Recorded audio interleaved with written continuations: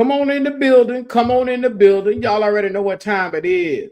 We right back up in here. It's time to talk about what is going on at the combine. Today we had interviews from the coach and the GM. Tomorrow we're going to start seeing players on the field. So I can't wait to get into it. But we got highlights and different stuff with the interviews from the combine today. So come on in the building. Appreciate it, Mr. Jackson. What's up? This is Thomas Davis, man, and you are watching the Black Cat Panther podcast. Make sure y'all tune in all season long. Yeah, you know I'm a beast. You know I'm a beast. Welcome to the feast. My whole team off the leash. We don't know defeat. Everybody eat. Hey, you know I'm a beast. You know I'm a beast. Welcome to the feast. My whole team off the leash. We don't know defeat. Everybody eat. Hey, you know I'm a beast. Can I run up the score, run up the board, breaking the mold? Hey, hey, walking the door. You know what happened? We step on the floor. Hey, hey, coming from on. You don't want partners, you already know it. Hey, hey, come on my to it. You already know I'm finna go do it. Hey, yeah, I'm locked in and I feel like Mark 10. Hey, walking to a room, chest up with my chin. Hey, already finished for this joint, it will begin. Hey, win is what I am. I cannot ever pretend. No way. Yeah, never pretend. Hey, back in the lab again. You when not touching the friends. Hey, you when not touching the can. Hey, putting the points on the board. I'm killing the boys. You know what it is. Hey, switching the moves. No number two. I came in to win. They said I'm tapped in with the action. Either got the master on the master. I can never move passive. I'm active. I can make them go ghost on this cast. But wanna know who running it? Just ask us. On the track, I'm gunning it. I'm blasting this, that gas, that diesel, shack and dog. You know I'm a beast. You know I'm a beast. Welcome to the feast. My whole team off the leash. We don't know defeat. Everybody eat. Hey, you know I'm a beast. You know I'm a beast. Welcome to the feast. My whole team off the leash. We don't know defeat. Everybody eat. Hey, you know I'm a beast. Hold up. Pay attention, this is beast mode. Got an edge on the game like a cheat code. Had to tighten up my focus like a peephole. I want the rings and the chains like I'm Depot. Big dog walking, check my status. We established when it's show. Time to squat, making plays. Ooh, it's magic like some. We want the smoke. Y'all ain't really about that action. We got perfect off the practice. They ain't working, so they lacking. I've been hungry all my life. I ain't passing up a plate. I can't quit until I win. I ain't having no debates. This is sacrificing heart. That's exactly what. What's up? What's up, man? Come on into the Black Cat Panther podcast. Do what this thing right here say. Like, comment, subscribe. Talk to me. Go. What's happening with ya? Man, not much, man. We're gonna see what these coaches and GMs say because they put their ass out there at the beginning of the combine to tell you the start line. You understand what I'm saying? That's the beginning of the line week right here that we getting ready to have. Ain't nothing but lies going on. You're gonna see a couple of truths go down on that field like 40 yard. You can't lie about that. You know what I'm saying? And then you'll see there ain't gonna be no quarterback competition out there this year. So you ain't gonna see nobody throwing nothing. And minuscule mediocre receiver. A lot of defense ends, linebackers and shit like that. But this combine gonna be lackluster. So you can sit there and let Dan Morgan and Dave Canales sit there and lie to you about what they gonna do. They ain't gonna do shit. That's it. All righty. Well, without further ado, let's get into Dan Morgan, Carolina Panthers GM. It's been a little while. I guess I'll open it up for questions. Actually, first and foremost, I wanted to congratulate Luke Kuechly on the Hall of Fame. Couldn't go to a more deserving guy. The competitor, the instincts, the playmaking ability, and then the person he is off the field. It couldn't have happened to a better person. So really happy for Luke. I guess that's a perfect way to segue. You got former linebacker, you've got the success, Thomas, all those guys. You guys are known as linebacker, as defense. What's next in that position? Yeah, I think, in terms of free agency in the draft, I think that's a position that we'll, try to attack. We're looking for guys that are leaders, that are playmakers, and that are culture fits for us. So we're excited about attacking that and putting the work in. Dan, speaking of, I guess, segue, NFL has seen undervalued that position with linebackers, off the ball linebackers being drafted high. How do you kind of speak to that position value?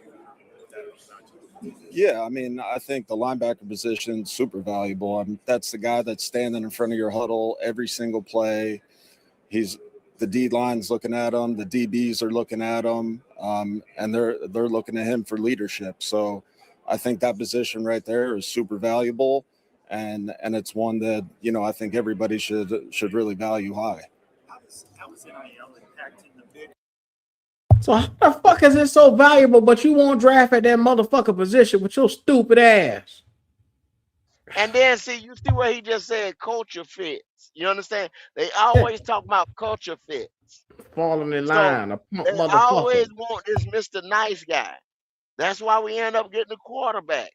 Because when they went to dinner with the nigga, you understand what I'm saying? Oh, CJ was a thug. Oh, this guy was a culture fit. You got to stop this shit right here. Can this motherfucker play football? That's the question. That's the end all be all.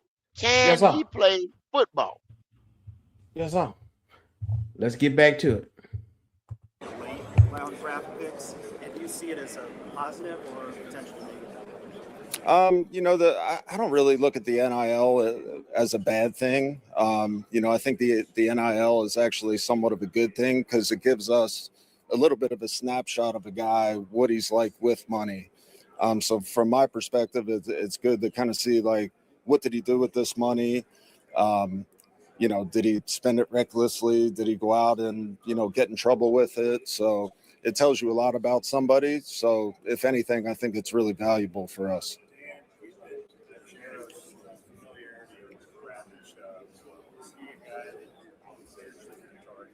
I don't think anything is going to be off the table. We'll explore that. We'll talk to his agent. But I wouldn't say anything's upcoming, but we'll definitely stay in that and we'll see where that goes.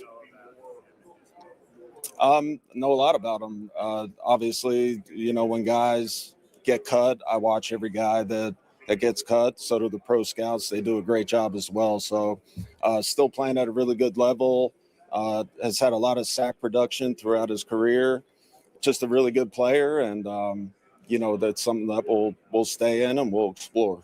As far as NIL with draft availability, the numbers continue to fall when it comes to underclassmen enrollees. Do you see it as a positive or a negative? I mean, with each draft, that you may have fewer underclassmen because they're staying in school.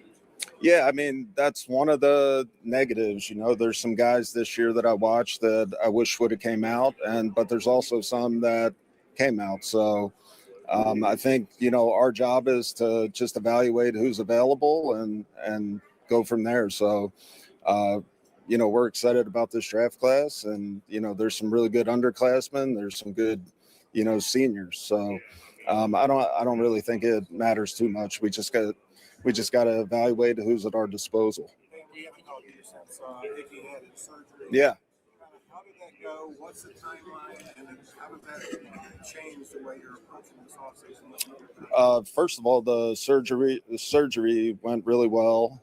Icky's doing really good. He's recovering, feeling good. I just talked to him the other day. So he's in good spirits. Unfortunate what happened. Obviously, timeline-wise, I don't really have a timeline. We'll see how it progresses. We'll see how it goes. But so far, it's looking good. And, as far as the timeline, I don't have that right now. In terms of it impacting the draft, free agency, offensive line is a position that we're always going to be looking at, always trying to upgrade and have as much depth as possible there.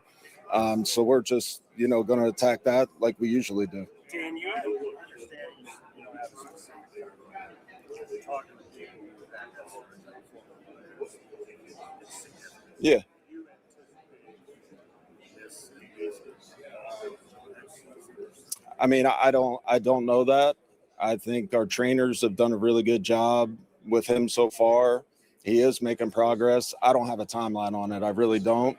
But, I'm optimistic that Icky's going to put the work in and he'll be ready, when that time comes. And staying on the offensive line, last year you all brought pretty much the entire unit. This year you got 4 guys free agency. Is the plan to try to keep everyone together kind of like they did last year, or are you guys? I mean, we're talking to all of our free agents, and that includes the offensive line. We're going to stay in contact with the agents, and we'll see where it goes. But again, we're going to try to create as much depth and competition as possible there, and that's with every position on the roster. Dan, with that said, then we can go to the top 3, like payroll for O-line and D-line. How do you kind of share the wealth with other positions this offseason, knowing that you have center open and left tackle potentially open? Yeah, and I think that's a little bit by design too.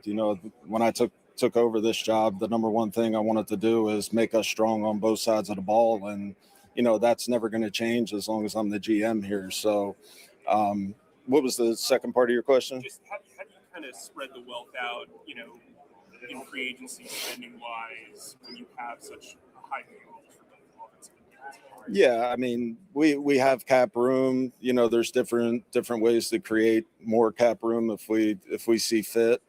So we're just going to continue to just add good players to our roster, great players to our roster, and no matter what position it is, we're just going to try to make this roster as strong and as competitive as it can be. What kind of trust do you have in the rest of the running back? Chuba in that room, we talked about Jonathan Brooks and ETN. Got a lot of trust in them. I think Chuba's proved that he can be a number 1 back. He can carry the load, which he has done.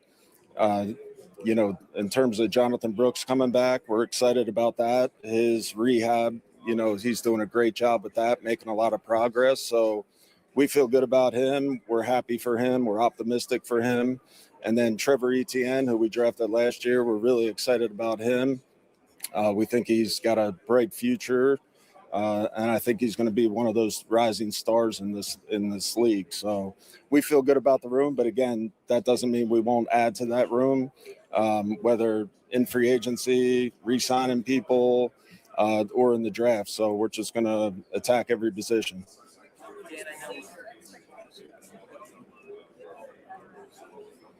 I wouldn't say he exceeded my expectations. He was everything that we thought he was going to be.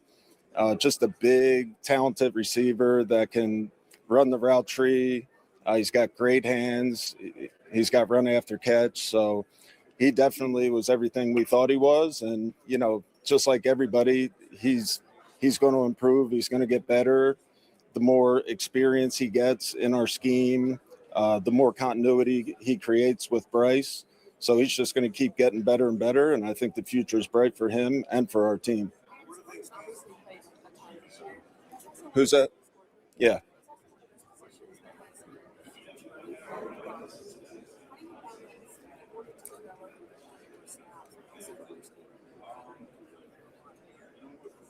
Yeah, I think a veteran, obviously you bring a veteran in who's played a lot of football. That's obviously going to help your team. But we're really excited about our young guys.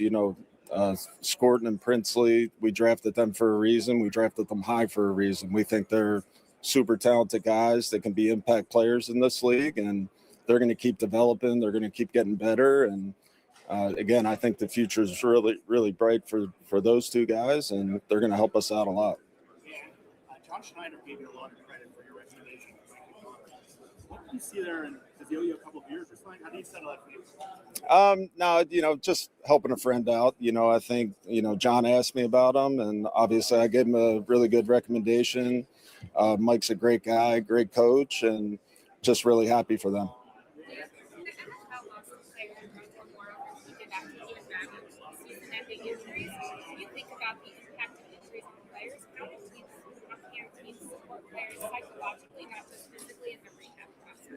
Yeah, I think that's a great question.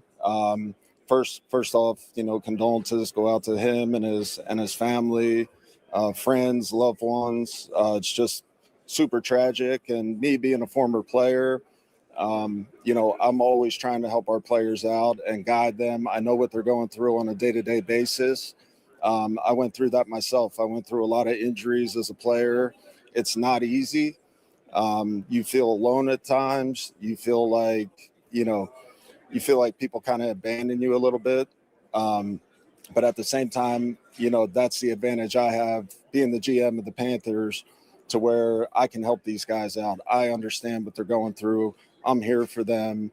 And then obviously there's always going to be resources. We have a great psychologist on our staff who players can talk to at any time. And we're just always here to support them.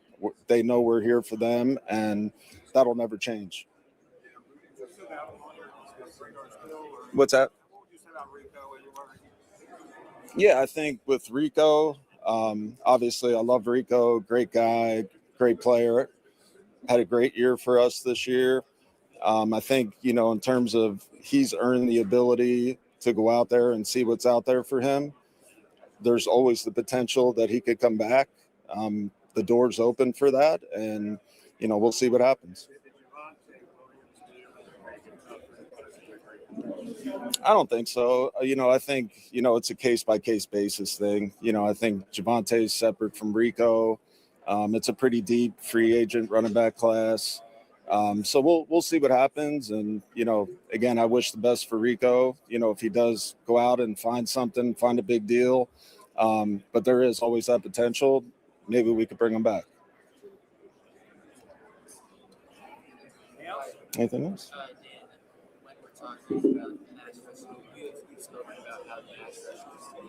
Mm-hmm. Where do you start? Does that start in free agency? How focused are you with the draft? Obviously, there's a lot of important information.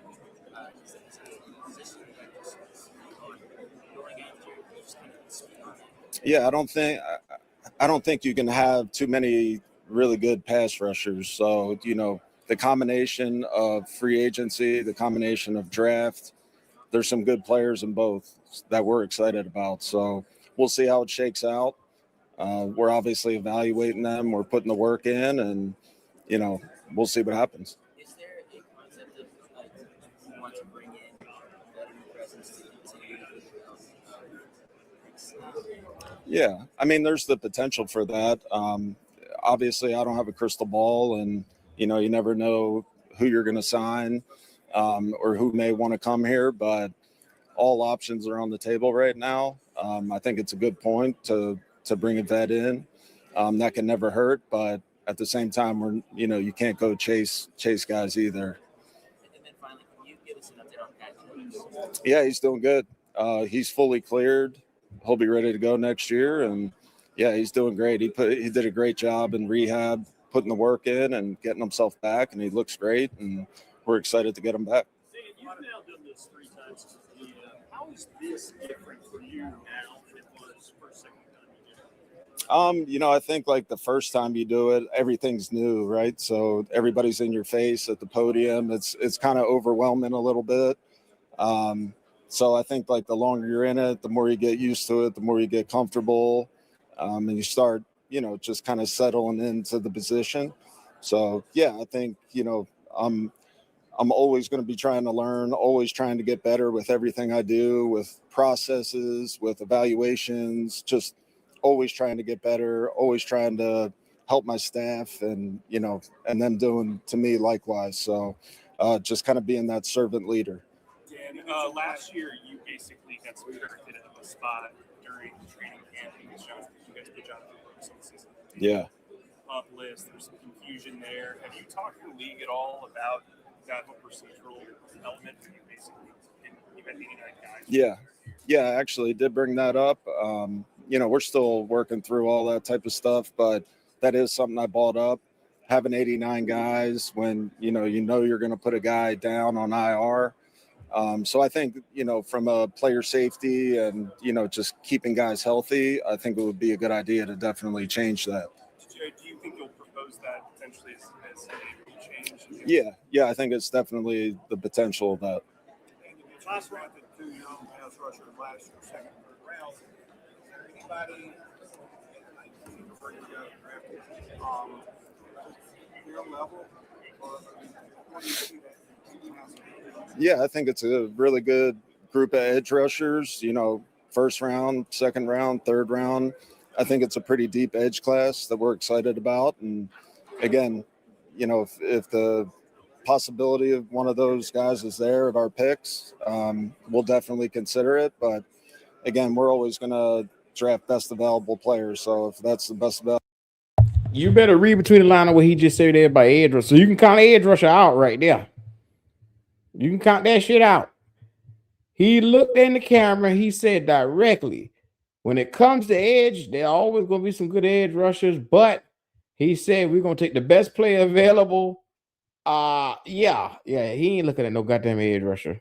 And he also said if basically he telling, so y'all guys that think Rico Dowdle coming back, he telling y'all if he gets more money out there on the market, we not matching that shit. He just told y'all that. He just said he literally said, if he come back for the low, okay. If he come back, if it's for the low, it's just for the low. But he said the door is open, meaning that okay, yeah, we want him to test free agency. We're not expecting him to come back, but the door will be open if he want to crawl back here. Exactly. If he can't if somebody offer him $15, we not matching shit. That's what I just got. Like if when he said, yeah, he getting a chance to go out there and find, some big money. We giving him the chance to go out there and find some big money. Meaning we ain't gonna pay him no big money. You don't let nothing you won't go out and look for shit come back on the market. No, exactly. Exactly. So they're telling y'all, don't look for Rico to come back. And they keep telling y'all, they're gonna go out there and get old broke down ass free agent back. They telling y'all that. Because they saying, okay, we got ETN, we got Brooks coming back. They putting a lot on Brooks coming back, y'all. So think about what he also said too. He thinks that this is a deep free agent running back class, which means he got his eye on somebody else in free agency, because he said well, he was talking about Rico. They asked him about who all he had his eye on. Yeah. And he said, oh yeah, he's good. This, that, the third, or they two different types of styles of runners. So they're looking at bringing in another back, y'all. Trust and believe. You're telling you cannot have enough backs for this nigga here that we got playing quarterback. Then he talked about ETN. He thinks ETN could be a star. And then he said they want to see what Jonathan Brooks going to have. Stop this shit, man. They got to stop it. They think, and then he said Chuba to him is a number one back. No, he is not. You can't seriously go out week one with Chuba as your only back. Let me tell you something.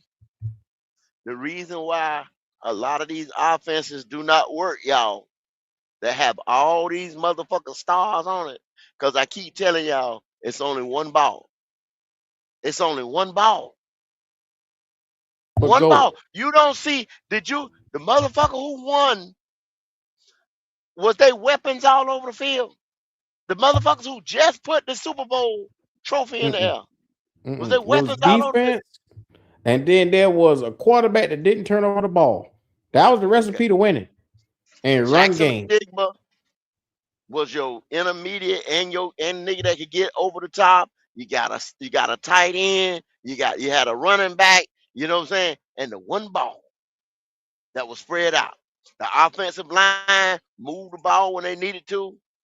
They moved people out of the way when they needed to. They weren't the best offensive line in the league. They weren't the number one line in the league. But they made things happen. There's only one ball. You don't have to have goddamn weapons up and down, 6 running backs, 6 motherfucking wide receivers, all pros across the line. But you do when your quarterback's weak.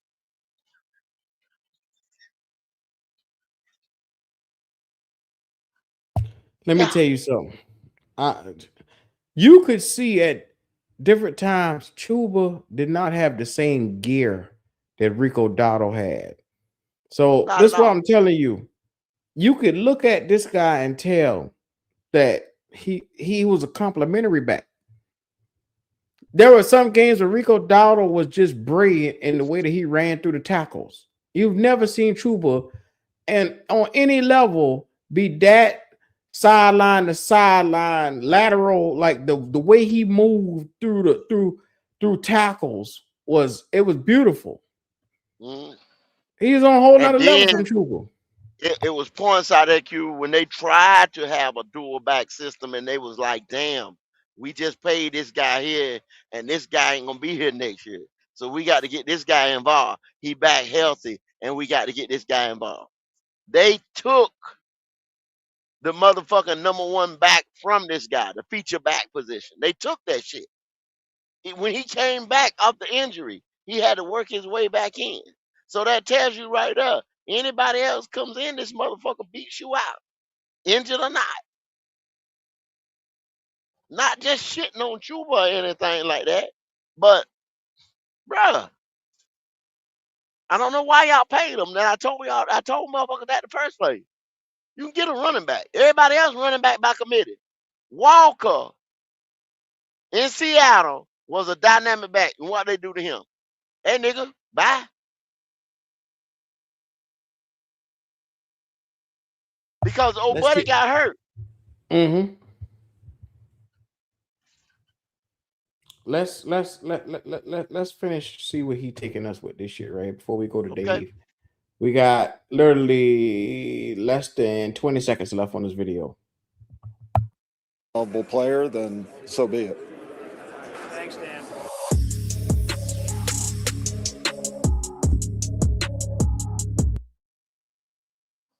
Tell us about the process and how it was communicated to you that you would be calling the plays going forward. Yeah. So Dave, a couple weeks after the season, we always do our recap. We go through with all the coaches and sit down and evaluate our processes, evaluate the roles that everybody has and what's best for us going forward. And he felt like this is the right time to do it. And I was just very fortunate to have a guy that believes in me. And for us, like the benefit is it's not a big, it seems like a big change, but it really isn't, because I've been along, side of him the whole step of the way of his growth and being an offensive coordinator from Tampa to here. And that part's been fun.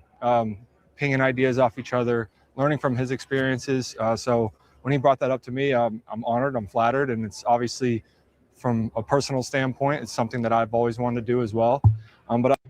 Dave set this nigga ass up is what he just did.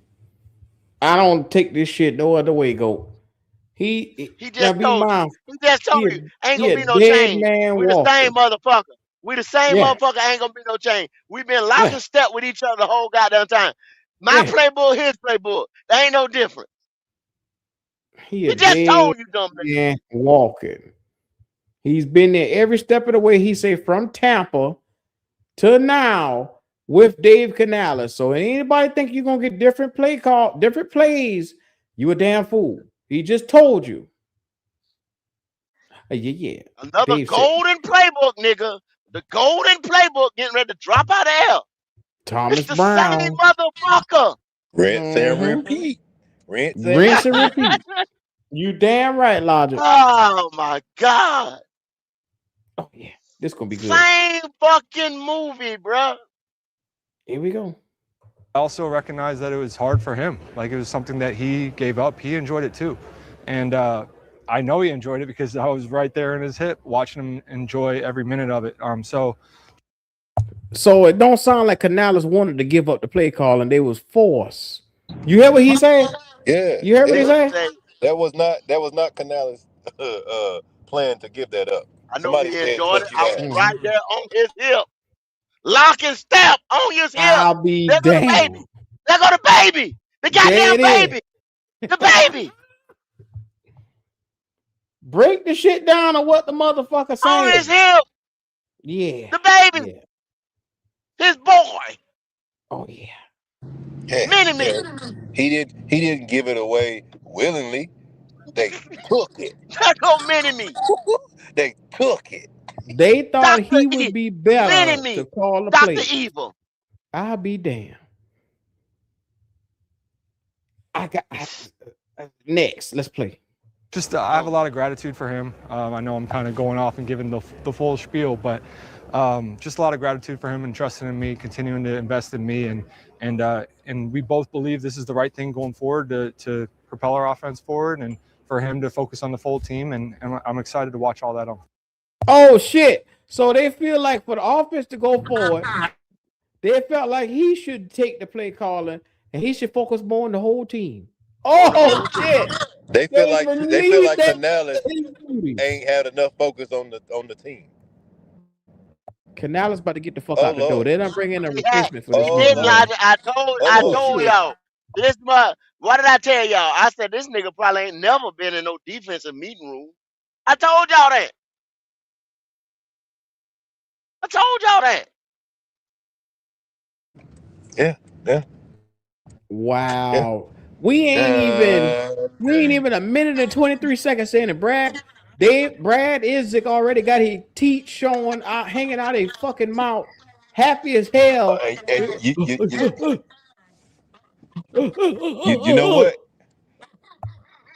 When they had that one press conference and they asked Canales what he felt about rookie playing time and the defense not getting some of the rookies over there on defense not getting a whole lot of playing time under Evero, and he said, I like a couple of these guys and I wish they would get more playing time, but unfortunately that's up to Evero. You the head coach. If you want that nigga to start, he would have started that game and ain't nothing Evero could do about it. He's supposed to have power over Evero. Supposed to. You supposed to. But that just lets you know. But that just lets you know. Motherfucking defensive room. Plotting the defensive scheme. There it is. If you're not in that motherfucker and you're not getting the reports or even reading the reports from the position coaches and shit like that, or know what even to do with the position coaches and shit on that side of the ball, he don't have no experience on that side of the ball. The nigga was a wide receivers coach, a quarterback coach. You would come coach in there and tell Evero, you gonna play this boy today. Evero goes, you don't get the hell out of my room.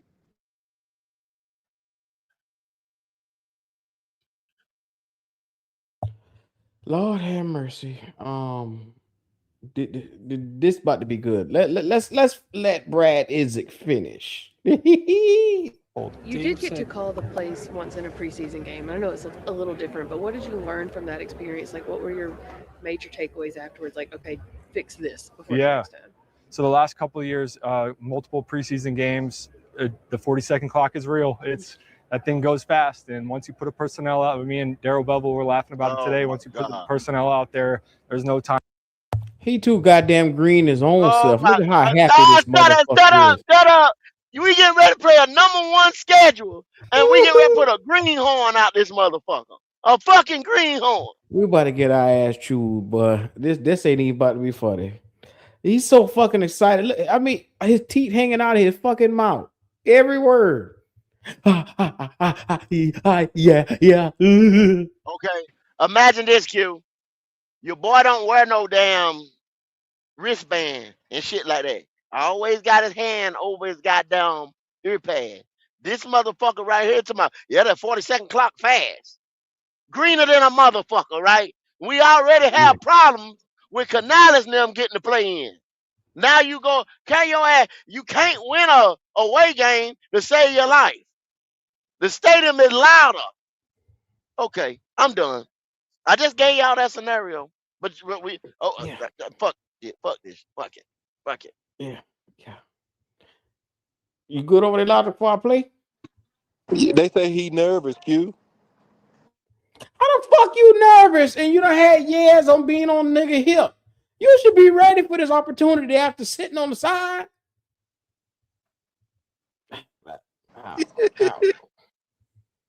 Would he need another 3 years to sit on another nigga side?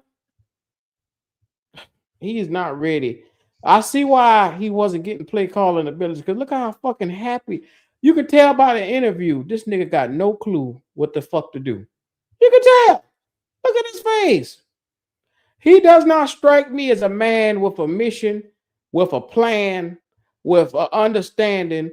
He walking like a dumb deer that's getting ready to cross the road. That's what he looked like to me. This gonna be good. Back to the interview. Time to pull it back and put a new one out. So you got to stick to your guns. You got to be a play ahead. That's another thing that I kind of talk with, like, the experience I've had being alongside Dave is he's always challenged me to, I need you to view the game on game day like a coordinator. I need you to be there for me so we're operating a couple plays ahead while everybody else might be working with substitutions or the current result. I need to have somebody there alongside me. So that fed into me getting that to flip the roles, I guess, if you will, in the preseason and getting to call it. But he was always alongside there. It was really just the same conversations. It's just who's pressing the button and giving the play to the quarterback. Brad, how could this help Bryce? Yeah, I think it's just a constant, like, I'm there. I'm there in the meeting rooms. Dave, when you're the head coach, you get pulled away for you guys. You get pulled away for a bunch of different things that you have to do as the head coach. But just being in tune and in touch with all those small moments that happen throughout the day, I'm there for him. And we've had a great dialogue throughout the seasons as they go, and then throughout this offseason, really his evaluation of it all, and just continuing to invest in that relationship. I'm really looking forward to that, and just looking forward to, just being there for him and hearing all those things and getting it applied as fast as possible to what we're trying to accomplish. What was his reaction when you told him, or maybe he'd already been told? Yeah, I think they had probably previewed it, but I just talked to him. Whoa. Did you hear what he said? Mm-hmm. They had done preview it with Bryce. So Bryce made this decision. Bryce already knew, bruh. I tried to tell you that bitch ass nigga probably went up there and said, yeah, I'm more comfortable with Brad. Wow. Brad's my guy. They had already previewed it. So they sat down and talked about it beforehand. Wow.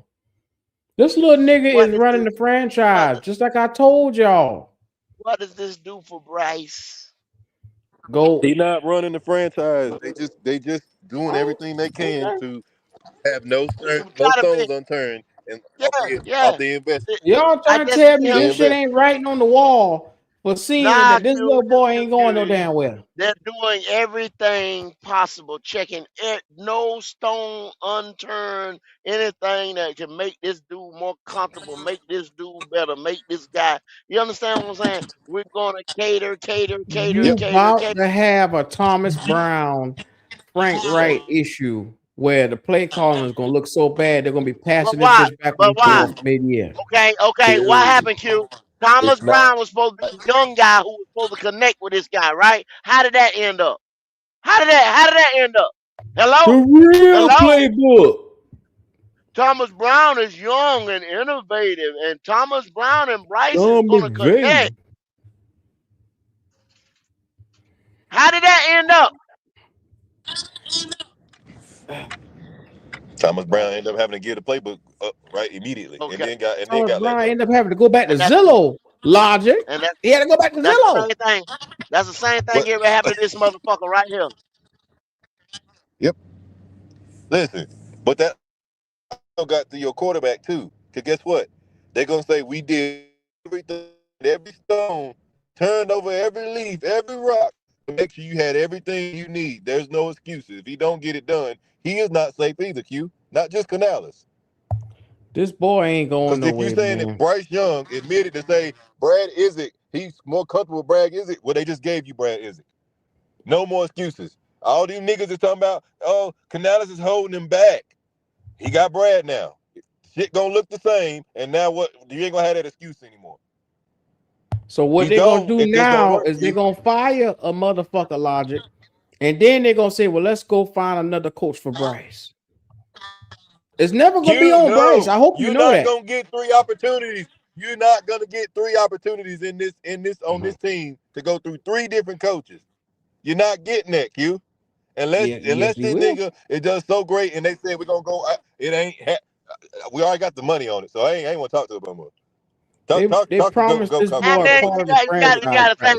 You gotta thank you. Okay, Okay. so you get another head coach in here who's who is he gonna be a play calling coach or is he just gonna be another head coach? Because now you're gonna bring in yet another coordinator. That'll be number 5. So what we gonna do? Number one, they're gonna ask Bryce to pick the next head coach. Is what the fuck they're gonna do. Oh shit. Okay. Yeah, Okay. they're gonna sit down with him just like how they did with Derek Brown when they were moving forward last year, and they're gonna sit down because he already done picked the offensive coordinator, Brad Idzik. So they can sit down with him and they gonna get his input on who he wants as the next head coach that works for him. We in trouble. You think this nigga got that much power around his bitch? I think Do this you nigga really got think that? immunity. I think he got immunity. No, not at all. You Not at crazy as all. a mother. I think your hurt of this nigga done got you blinded. And you think your nigga really got these niggas that fooled This in here. boy They see hurt me that to nigga my for who soul, he is. Logic. I heard all of us to You our soul, crazy but we as see a that mother. nigga for who he is. Again, He's a bitch ass Tampa nigga who can't play Tampa is football. making sure that his investment is given every ample opportunity to get this shit right. That's all he doing, Q. Yeah. I'm gonna give you your 4 years. I'm gonna give you a 5th-year option. I'm gonna give you some more weapons. I'm gonna give you multiple off seasons and I'm drafts gonna give of you a weapons. coach of your choice. I'm No, gonna it would sign you long no term. no. They He's see it. not They getting another just don't opportunity. want to say it, Logic. You You got the absolutely right. talent. They They It's see the see it. it. They coach. see This it. motherfucker They see it. only scratched 3,000. This motherfucker only had these many touchdowns. If it Well, wasn't clearly for we with them so making this and all that, these we wouldn't coaching have won changes these games. go, they're saying he scratched 3,000 because of the offense and the coaching is the reason why. Because they're getting Brad Idzik. They brought in another offensive mind. They're saying What did right, I say? What did I say, Q? You go back. Go Logic. back. I said this Okay. motherfucker had to get 21 to 28 points a game. Did we do that? No, we didn't. No, we didn't. That offense did not run for what you put into this offense. This offense, actually, for what you put into this offense didn't do shit. They average 19 points a game, which is Okay. terrible. For 2,000-yard running backs, 6 wide receivers, $200 million linemen, and backup linemen. Depth. For the first time in umpteen years, we had depth at multiple positions along the offensive line. And you couldn't give me but 19 points a game? Because they would Exactly. say it was the coach's fault, is what they're saying. They can say that, but look what they're saying. Look what they're saying in the comments. They're giving him every ample opportunity to get this right. This is a make it or break it year, Q. This is it. This is the last rodeo. He will not have Canales get fired and Idzik get fired, and he's sitting there scot free and say, "Well, we'll get the next coach coming here and coach you, and you play for him." His ass is gone too, I'm Q. sorry. Logic, I do not agree. I think this boy right here is running the franchise secretly. And I Ain't no think damn that this boy Negro has ain't this a much thing he power. done, ain't a thing he said make me believe any of that. I can tell you that right now. The The nigga nigga got a said fifth that year they option. ran the If he was shit the by king, you if not he was the listening, king Logic. of Bank of America Stadium, that nigga would have a 5-year daggone Logic. contract Thank you, Logic. right now. Logic. Thank you. Logic. Thank you. Why is they He don't see that, running Logic. He him don't see that. at offensive coordinator if he's not included in everything? Why did they run that shit by Bryce first? He's the quarterback. He's the quarterback. Why wouldn't you run it back with him? Continue. You're not asking his Yeah. Continue. permission. They're gonna You're say, not they're gonna asking say, his permission, how you Q. feel You're about not asking his yeah. permission. You're just telling him. By the way, we're making some changes. Yeah. How you feel He about didn't. Brad making the calls this year? How you feel about Brad being in the So loudspeaker let me this ask year? you a question. Let me ask you a question. I want an honest answer from you.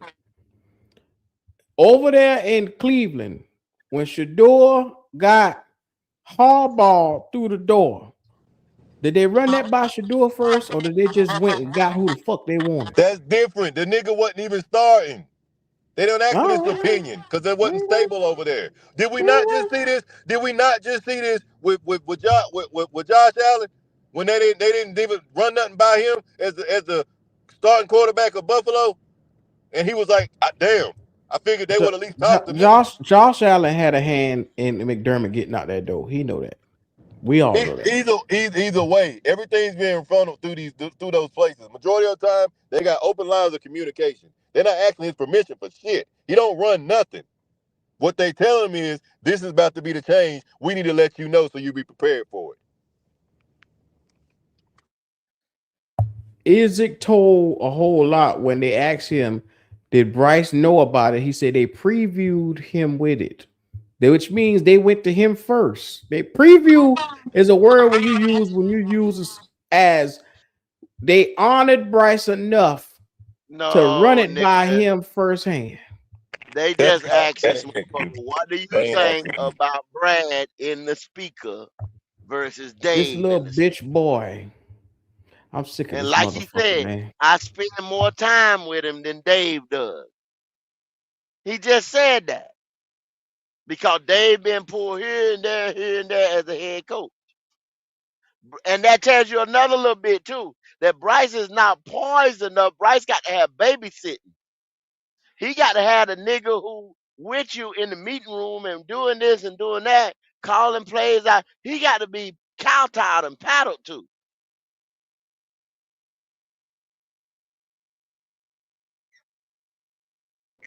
Him and Let me Dave tell ain't you got that something. connection to come up on Sunday and just be like, all right, let's get it.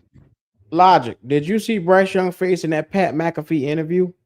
And in the pivot, didn't he look confident sitting there? He try to be confident in everything he do. You ain't telling me nothing. This boy knew. You could tell by the way he talked. Like I said, they treating him like he arrived. This boy is hand picking shit around him, bro. I don't give a damn. Okay. You let him start losing games, and what you gonna see? The same scratching and hair twisting motherfucker that you been seeing up there. If you lose too many Y'all games, giving the him coach will way get too much. fired. This Y'all motherfucker you see on the screen will be the way too first much. nigga You're out. giving him way too much. You're giving him way too much. That dude don't got no type of appeal, no type of nothing. He ain't running anything. You're giving him way too much. Logic. All he do is go above everybody and go straight to he daddy. I hate to tell you that. It pained me to say that. He just go to he daddy. Back to Brad Idzik. I guess an hour ago or so, and he was excited. I told him how jealous I was that he was in California right now, and couldn't wait to link back up. But we've been touching base every now and again, just about off-season program, getting in touch with guys, and for this, he's excited for the opportunity. Just like it's honestly us growing as an offense, us growing as a team. It's fun to feel the joy that our guys and that play between the white lines have for each other, how our coaches support each other, and Bryce is no exception to that. He really he supports my journey just like I support his. Do you anticipate staying on the field, or do you think you want to call from the box? Yeah, I think those are conversations you get to have like as the off season unfolds. I love being on the field for the same thing I was just mentioning, just feeling out those little moments of communication that might not always get through the headset. So I do love having the pulse of the team. What are guys feeling? You can only get so much of that from the box. And then having trusted guys around me that, the eyes in the sky with Mike Bercovici and Keyshawn Coleman this past year, doing a great job of telling us what they're seeing from up there. But I also know a lot of guys do it from up there, and it's a nice removed environment to see the full picture. So maybe something that we could, address and try out some different things in scrimmages and preseason play. But I do say I prefer to have the pulse of the team on the sideline. Brad, Dave said that when he got his first play calling job in Tampa Bay, he essentially pitched Todd Bowles and said, "This is as ready as I'm ever going to be," without having called plays in a real NFL game. Is that kind of how you feel, that I'm as ready as I can be at this point? Absolutely. And I think that goes right back to Dave gets hired in Tampa. I'm right there. He's challenging me to think about your next role as well. I was excited to be a first-time position coach when I moved to Tampa, and he said, I need more out of you. I need you to think like I do so I can have a good sounding board. And over the last 3 years, we've continued to build this offense, and we've had joint experiences through his journey as a play caller. that I think I'm able to go ahead and put that in my briefcase and bring it to work every day. And now you just get to apply all those lessons learned. So yeah, I do think I'm ready to go. I know I'm ready to go. I've done it, and I'm really excited to apply. What's your dad meant in your journey? No, I mean, it goes without saying. I saw him just earlier today. My dad's a big piece. I think everyone would say their family is a big piece in their upbringing and what they believe in, but also just the football. Just showing me the ropes, introducing me to the game. My grandfather as well coached. So just being around here, talk about being ready. Like, I grew up in it. I was literally born a bye-week baby at Duke University when my dad was a GA.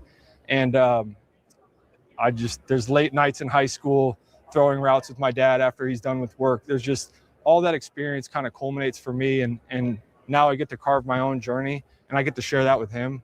That's really special to me to have him. He's standing right over there. So to have him there in big moments, where I get opportunities like this, when I get to go back to Tampa and go to my hometown and coach in front of him, and he gets to watch me get my first coordinator job, that's really special to me. So you held on to this? He didn't know prior to finding out today? I hinted at it this morning. I said, hey, just make yourself available this afternoon. But I'm trying to be as respectful and tight-lipped as possible. Just as a follow-up, I mean, understanding that you and Dave, you've been the offensive coordinator, but now this is officially going to be your offense.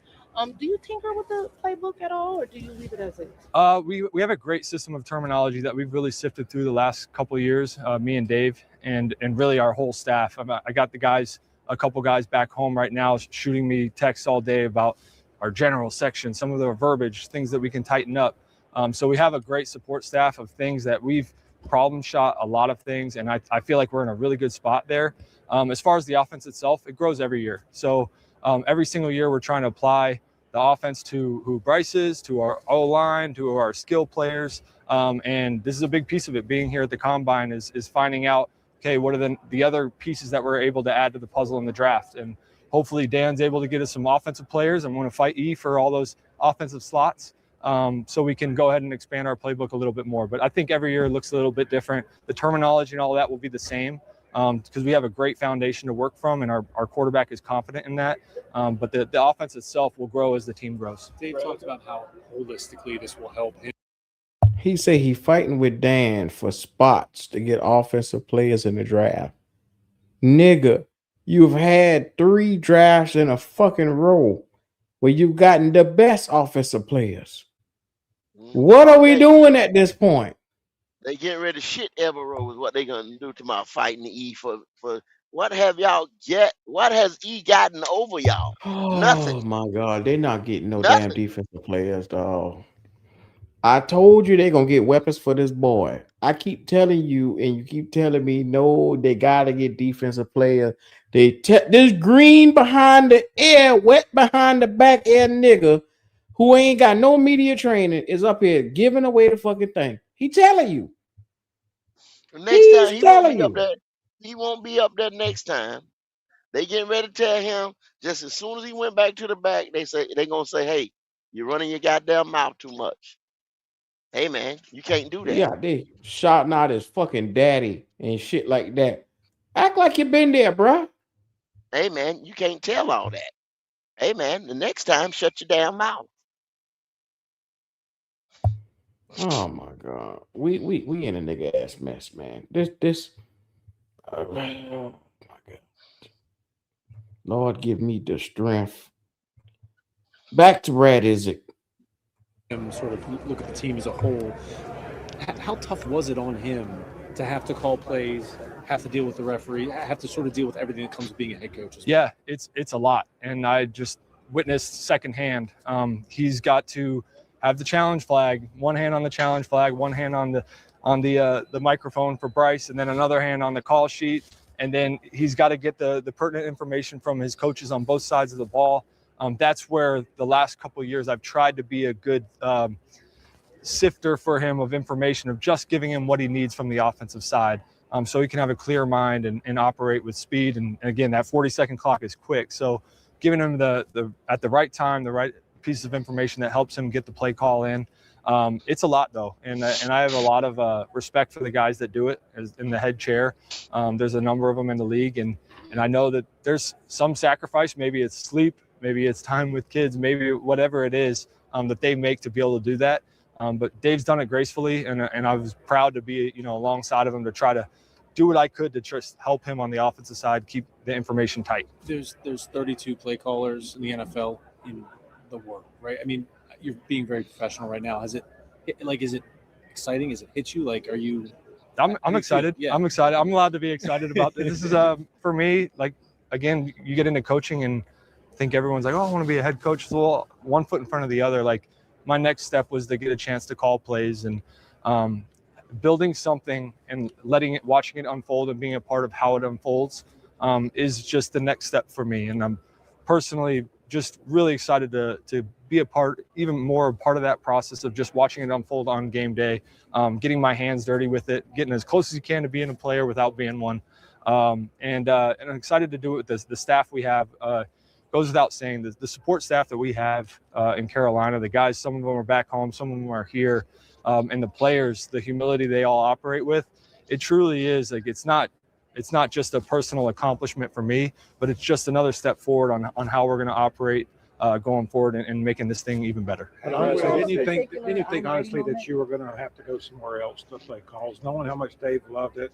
Didn't you think one day you'd have to go somewhere else? There's a big piece of loyalty with me and Dave. He's invested in me when others didn't believe in me. I think I've said that probably when I first got the job here. That's a guy who, when he helped bring me in as a QC. He stood on the table for me, for Brian Schottenheimer when I got my first NFL interview. He's been there for me in personal circumstances, and he brought one guy with him to Tampa, and that was me. He brought, immediately brought me with him to Carolina as a guy he had to have. So that's a heavy piece of loyalty that I have for Dave. It was going to take a lot to have me ever consider anything else. But I'm just so proud of what we've built so far, the trajectory we're on, and I want to be a part of seeing that through. Was there a particular moment that you had where you knew you were ready to take on this responsibility? I wouldn't say a particular moment. I think it was Buffalo the first year. I got the call, I believe, the second half of that Buffalo game, and Jalen Coker was out there, with some of the younger guys. So that's makes it a little bit easier. Started throwing some go balls, and I'm like, okay, this is fun. I wouldn't say that meant I was ready, but just getting the experience and having somebody, just talking about Dave, who believes in me, push that experience on me. Maybe even before I was ready, when I was in Tampa, giving me a chance to, hey, this is what it's like. These are the things I'm going through. Let me get in his head as he's going through these things, so I can go ahead and put that in my pocket and carry it with me. So I don't put one moment on it. It's really these last 3 years when I've transitioned from being support staff, QC, yes, sir, what can I do? How can I help? To, hey, I need you to think bigger picture. So that's really been the last 3 years. Brad, what's the play call? The game planning. What's your take? Huh? Who that sound like? I used to tell some nigga, hey, think bigger. That is funny. Think deeper. Think deeper. Hey, bigger picture, Dumbass. nigga.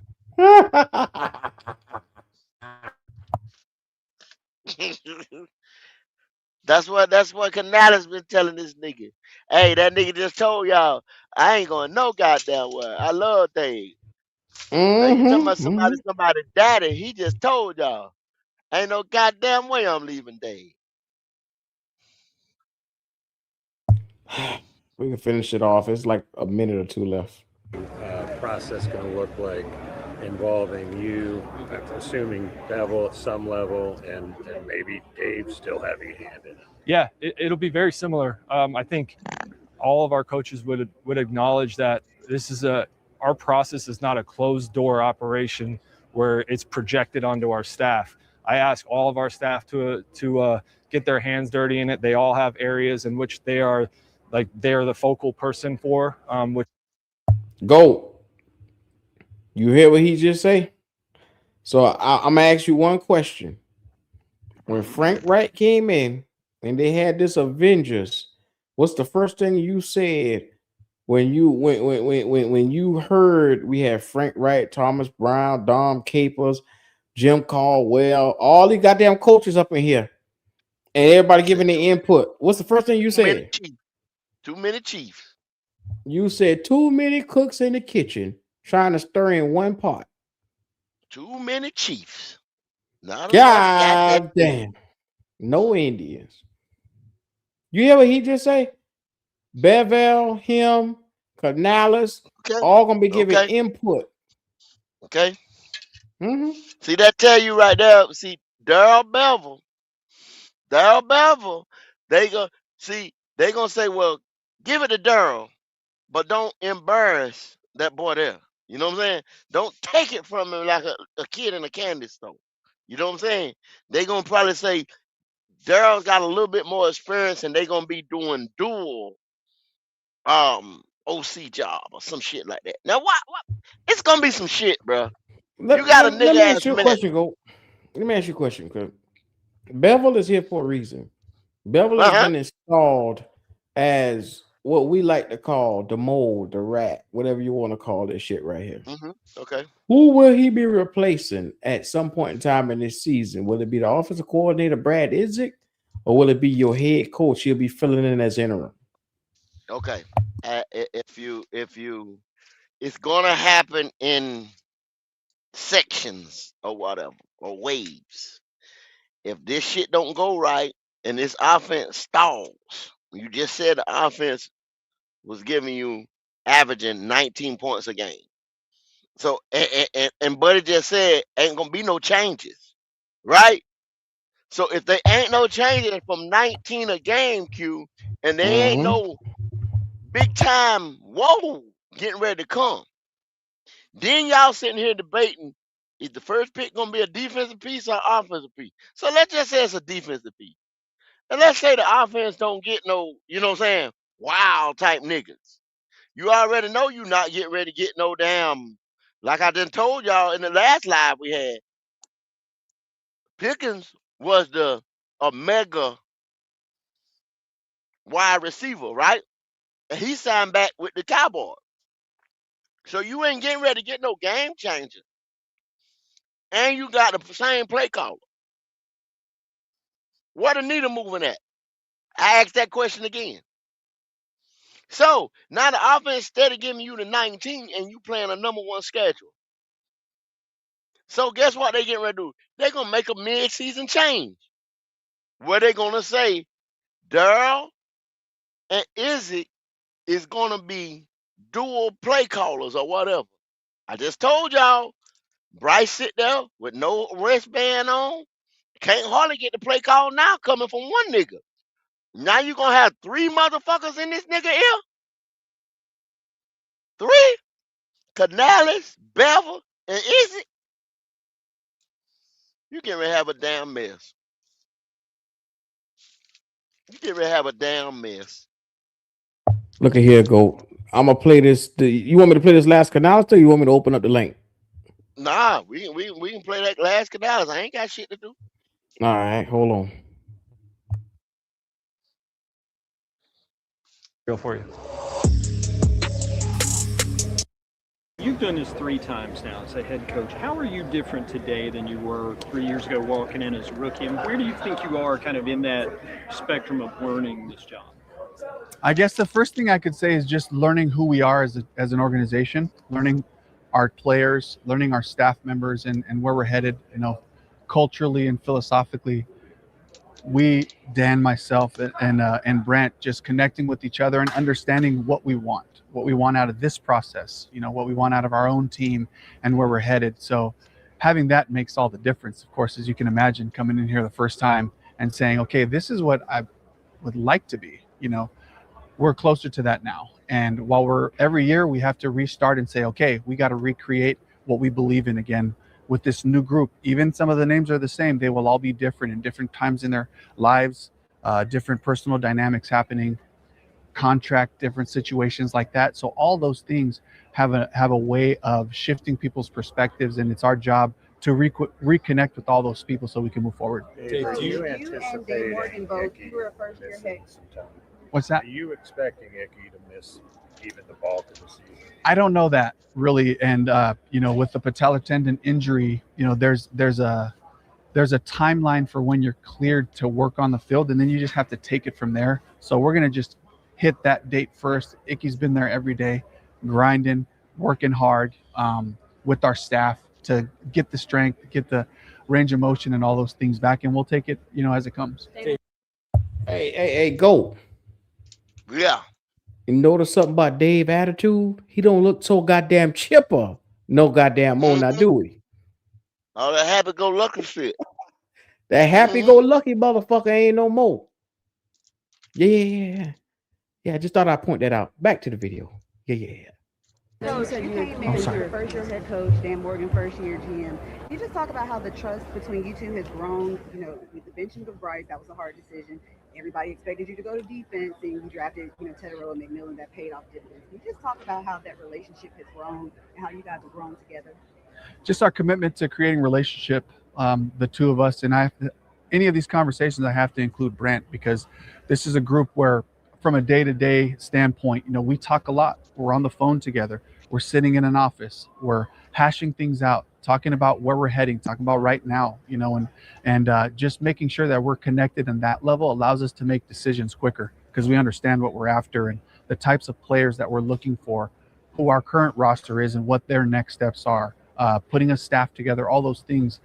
It just takes time to kind of create that chemistry, and we're committed to it. We're committed to each other and supporting each other and making sure we can have open, honest conversation. And we don't always agree, but at the end of the day, hopefully we're all heard. Dave, how much is the Bevel's knowledge of like mid zone and outside zone kind of evolved working with Mike in Miami and everything like that? Yeah, they're a wide zone system primarily, and there's a lot of things that that I admire from the outside looking in, things that I would like to see if they can affect our offense in a positive way. But we have our own approach, and the good part is Daryl knows that approach too. So it's a really unique situation where I've been talking with Brad, with our staff, about the evolution of some of our concepts in the pass game, in the run game that have happened over the years. So it's really unique to have Daryl come back now with fresh perspective and the memory to know like where it all started, how we evolved these things, because if we can understand where we've been to where we're at, then hopefully we can push forward to where we're going. Dave, do you have any Luke Kuechly stories from your days in Seattle, either game planning, preparing, or maybe some feedback because he was famous for knowing what plays you guys were trying to run, the opponents were trying to run? I just remember him being so restless out there, and it's just like never stop moving, waving his arms like crazy, bringing safeties down in rotation, sideline to sideline, making plays. Just a beautiful player. And in Seattle, our whole thing was like defense, run game, toughness, all of that. And it just felt like whenever we played the Panthers, especially with Luke in the middle, it was always kind of like we were facing a brother in the style of play and the way that they went about their business. And Luke was certainly right in the center of that. Dave, you mentioned giving up play calling kind of frees you up in other areas of the game. Were you looking at tape from this previous season? And was there a moment where you said, okay, if I didn't have to go to the next play, maybe I would have been able to challenge something? There were quite a few moments that way. I think there was looking for some of the interactions to be more constructive and for myself to be available for the officials to have conversations that way, making game management decisions, all those things which you guys can imagine is a challenge to call plays and do those things. I understood the challenge of it. I was accepting of that challenge, but it goes beyond that. It's also being able to affect and impact your players really live as guys come on and off the field, to be able to connect with them, to see something fundamentally I know can help this player. Let's not wait until Monday when I watch the film to be able to help somebody, and or talk to a coach and say, hey, this is happening. Can I affect our whole team in a more positive way? And this is an opportunity for me to do that. And just as a follow-up, I know Kikara is one of your mentors. Did you have any conversations with anybody? You heard that, go? This was something I had to. Yeah. Wasn't that a shot at a coach just now? Kind of, sort of, you know what I'm saying? But like I always say, with a coach, and I've been saying this, and with a guy who don't have experience like that, like you already got some of these guys that call plays, like Idzik was saying. That's hard. It ain't many motherfuckers that call plays, whether it's a defensive minded coach, offensive minded coach, or whatever. But when guys able to do that, they are a lot more seasoned than Canales is. You know what I'm saying? Some of them guys got umpteen years. Think about this. He's never been a player. You know what I'm saying? Like that. You got some motherfuckers that's done played in the league umpteen years, done been on that sideline umpteen years, and been head coaches numerous times. You see what I'm saying? That either call the defense themselves or call the motherfucking what's. They been in them pressure situations. He ain't been there. So obviously, somebody, even himself, is think that he's missing some shit during the courses of games, either last year before last, or what the fuck ever. And I'm like everybody else. He was forced to give up that play calling because somebody think that he's missing some shit in these You could games. see it in his face. You could see it in his spirit. He don't seem like the normal Dave, bruh. Look at Somebody him. thinks that he's missing some shit, bruh. Somewhere, And somebody that call could somebody only done come from sat one there and nigga. said, well, damn, if you'd have got this challenge off, or you'd have got this and this together, you know what I'm saying? We'd have won that game, and we wouldn't have limped into the playoffs. Or we came up short here. We can't, somebody is thinking that. So once again, they letting the quarterback off the hook, and they blaming the head coach. I'm trying to tell you, this is all for the quarterback. That's why I've been trying to tell you lately, go. But anyway, I'm gonna continue with the video. Yeah. Keep in house and speak with Dan rant about Mr. Tepper. We were all on the same page. They understood what I was trying to get done and how we were trying to do that. And so I did that with all of us being connected. So we made sure that I had the full support of the group to make this decision. How much was it putting your ego aside? I know a lot of guys you admire, they want to call the plays, and there's got to be a. Wait a minute. Did he say speaking with Dan and speaking with Mr. Tepper? Yeah, he said That was the answer right there. There it is. Speaking with Dan, There it because is. they asked him how much pride he had to put to the side to do that. There it is. So we ain't just talking, y'all. Motherfucker done call that shit on the head. We spot on with this shit right here. He was told by Dan and Mr. Tepper he got to give up the calling duties. He just said it. Look at his face. He looked like he died inside.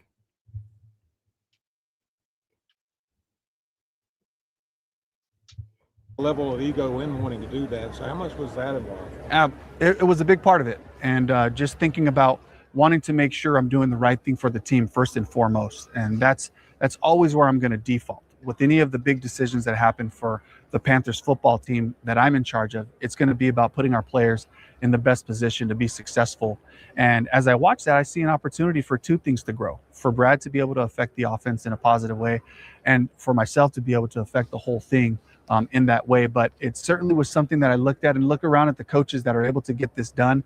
It gives me such a huge level of respect for the guys that have been successful doing this model of being the play caller on offense or defense, and also being the head coach and interacting with different things that come across your desk on a daily basis, and what a great opportunity and challenge it's been to be able to see that and to really respect the guys that do it at a high level. Kind of on that note, though, do you think you'll have to? Yeah, they hurt this boy's soul taking that shit from him. Yeah, I can tell. They took that shit from him. Yeah, they did. They took that shit from that nigga, man.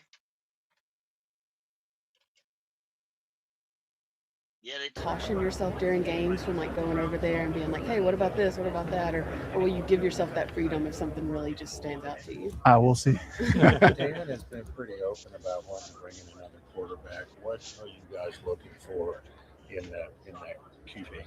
Yeah, just looking for someone to compete in our room, to challenge our roster. First and foremost, talking about our evaluation process starts with our current players. How do we help all of our guys develop? That's our first commitment. How do we help them take the next step? So we're looking at all that film. We'll connect them when they get back. Then it's looking at our players who are returning from injury. How do we get them back going? How are they going to impact our team? And then it's also about looking at the guys that we've had who are free agents, who are the guys that can continue to help us or create, competition in their rooms. Then we go to this process in free agency and see who we can add. And so as we look at the quarterback room with some amazing men in there, is there somebody that can come in and challenge that room? The Buffalo game, Andy kind of got a little. Uh-oh. Looking for someone. Huh? Did you hear that? Rewind. Someone he was about to fuck up, Q. We looking for somebody that can come in and challenge it. And he stuttered. Yes, sir. He was about to rewind. Play that again. Y'all think I'm just trying to find shit for this? Y'all gotta listen to this shit, man. And in there, is there somebody that can come in and challenge that room? The Buffalo game. Andy What? got a little. Okay. But I ain't saying nothing. He stood all over it. Yes, sir. Yes, sir. I know I ain't he's saying that. trying to hold it in. But anyway, he was about to fuck it up. There you go, y'all. There you go. I ain't saying that, man. Rush, would you be looking for someone maybe a little more mobile for that position? We'll consider all those possibilities. What do you feel like, or do you leave Bryce with that you feel like he's got to do this offseason to take his game and the offense forward? Yeah, just continue to pour into our system, our concepts, the ownership of it.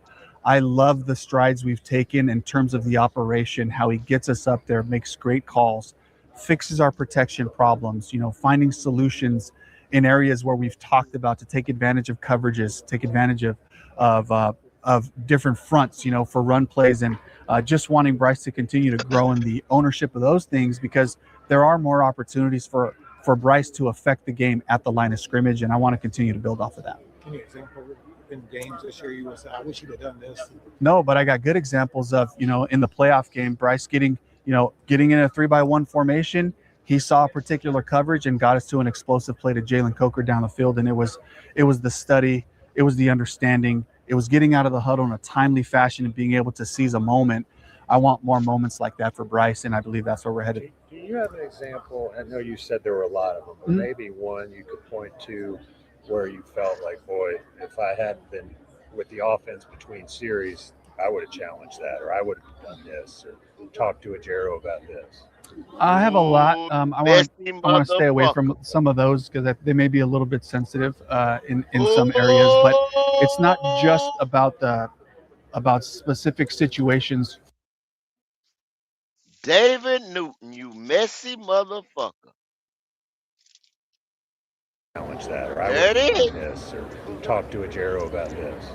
I have a lot. I want to stay away from some of those because they may be a little bit sensitive in some areas. But it's not just about specific situations for game management or penalty usage or different things like that. It's also just affecting players. And when I see a player, maybe he may not realize that he's carrying the ball loosely.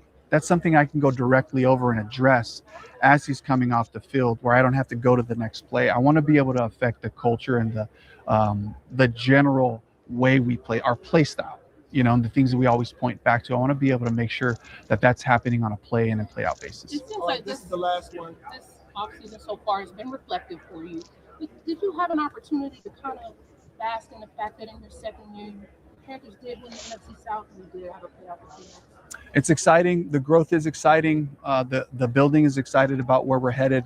I'm proud of that. But I also understand how hard it was to get to that point, to be available to win the division, to make the playoffs. I know the type of work that it takes, and it really starts now. And so while I've had a chance to reflect, it's like we got to go. And there's an urgency about our group.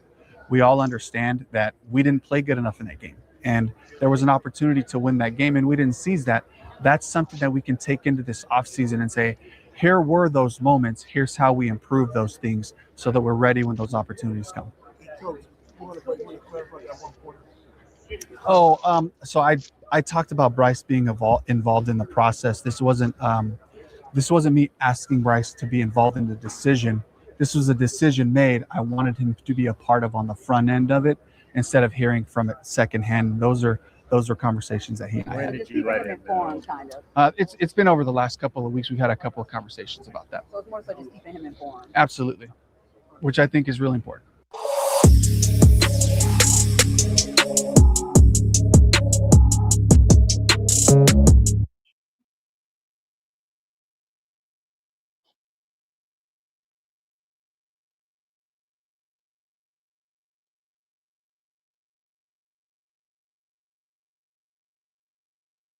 Okay, people. So I think it's time we drop the link on this right here. Go ahead, go. Hold on for a second. Um, that little 20 seconds right there, where David Newton come right there and say, you telling a gyro and this and that. He tried to get him, and then when he stuttered about the Bryce and shit, that was very telling. He liked to drop the motherfucking whole egg basket, but he caught himself. If that had been a year ago, he'd have spilt the fucking beans. He's gotten better by letting the motherfuckers trap him and shit. He's gotten better, but he started stuttering and shit. But that thing about, oh, you could have seen the defense, and then he said, because they said that Canales wanted to play a lot of younger people this year on defense. And that's what led to the DJ Johnson cutting. So Princely and Scorton could get on the field. So I think that line of questioning right there at the end was alluding to stuff like that about these coaching changes and giving up the play calling so you can see both sides of the ball. Because I don't think he should have been calling plays in the begin with because, like I always told y'all, he too damn green. I've said it, and I've said it, and I've said it.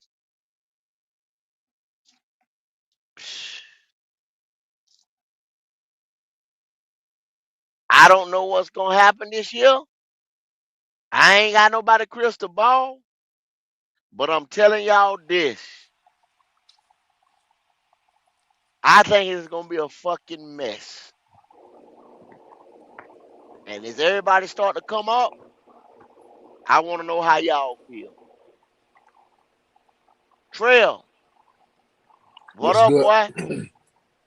I got one question for y'all. After hearing Yes, all sir. of this, what big time free agent like a Trey Hendrickson or Rico Dow wanted to come back here? Or let's just say hypothetically, if George Pickens was to hit the free agent mark, even though he got franchise tag, what big free agent would want to come here and their agent is actively listening to this bullshit that's being spewed out of Dan Morgan and Dave Canales' mouth? I don't see that. If people can see what I see, and you see uncertainty and all kinds of people studying and all kinds of shit and motherfucking coaching changes so that the second and third year people can see more shit. So I don't know, bro. I don't know. I don't know. Hey man, y'all need to drink y'all a good cold one, man. Hey, you go to hell.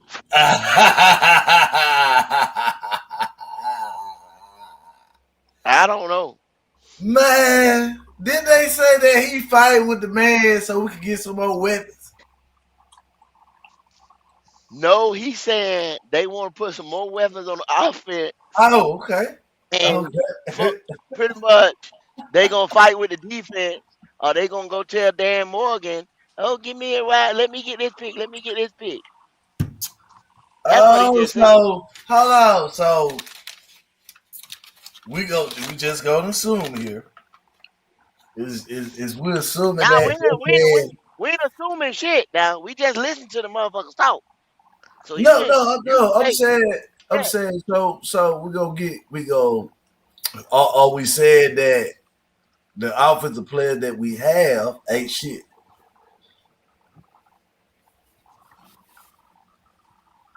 Well, driver, if you look at it, they always say that they want to better the roster, that they're gonna better.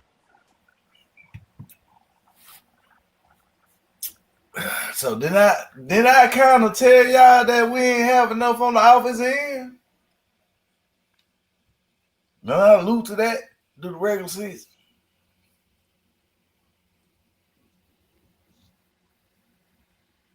Hey, Bo. I want to know what did you get out of the video, bro? I got out of what you said at the end.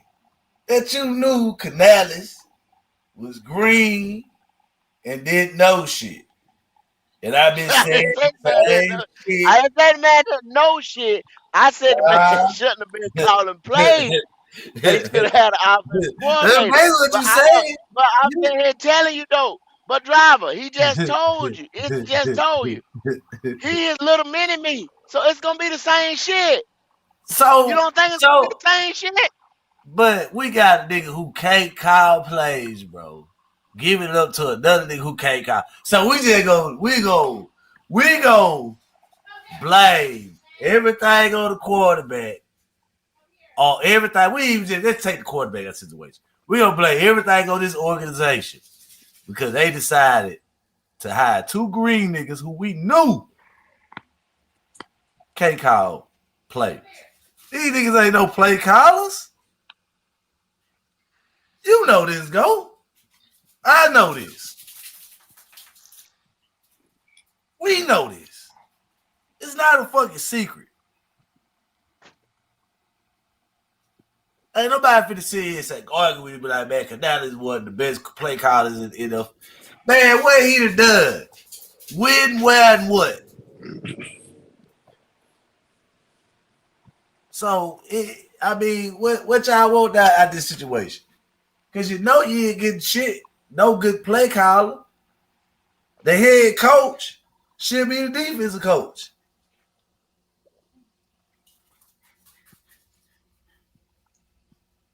So what direction? They gave Everett, Bobby Brown the third, Pat Jones, fucking Rose Boone, Dick Scott, and Trevor Wallace, Ason Robinson, Turk Ward. Man, they got this man straight ass. And what'd he do? I'm just saying. Why they give him straight ass? Why he do with a straight ass? Why'd he do with a straight ass? So hold on. Go ahead now. Don't beat around the bush now. Why'd he do with a straight ass? That's the point I'm making. They gave him like third tier players, right? And the offense is 15th. You give Canales first tier players or second tier players, based on their draft, however the case may be, and he still ain't shit. He wasn't shit at Tampa Bay. Hey, driver, hold on. I'm gonna stop you right there because you just contradicted yourself, bro. Huh? Because our offensive line that we paid $100 and something million to was ranked inside the top 15. The wide receiver we took at 8, and Ted McMillan had over 1,000 yards, and he was rookie of the year. The running backs we had at a point in time this year was ninth in rushing. Yeah, the only thing that we seem to be fucking up at when it comes to offense is passing. 27th ranked passing offense. Yeah, because your coach can't call plays, man. And then you just saying. So it didn't have nothing to do with execution, driver. It didn't have nothing to do with execution. Man, this man, no, he had a lot more. He had something to do with execution too, because that's a part of the game. Bro, I watch every game in 70 to 80, 75 to 80% of the time, the coach was bullshit. I'm just being real, bro. He way worse than Bryce. If y'all want to sit up here and say Bryce ain't shit, that coach ain't shit.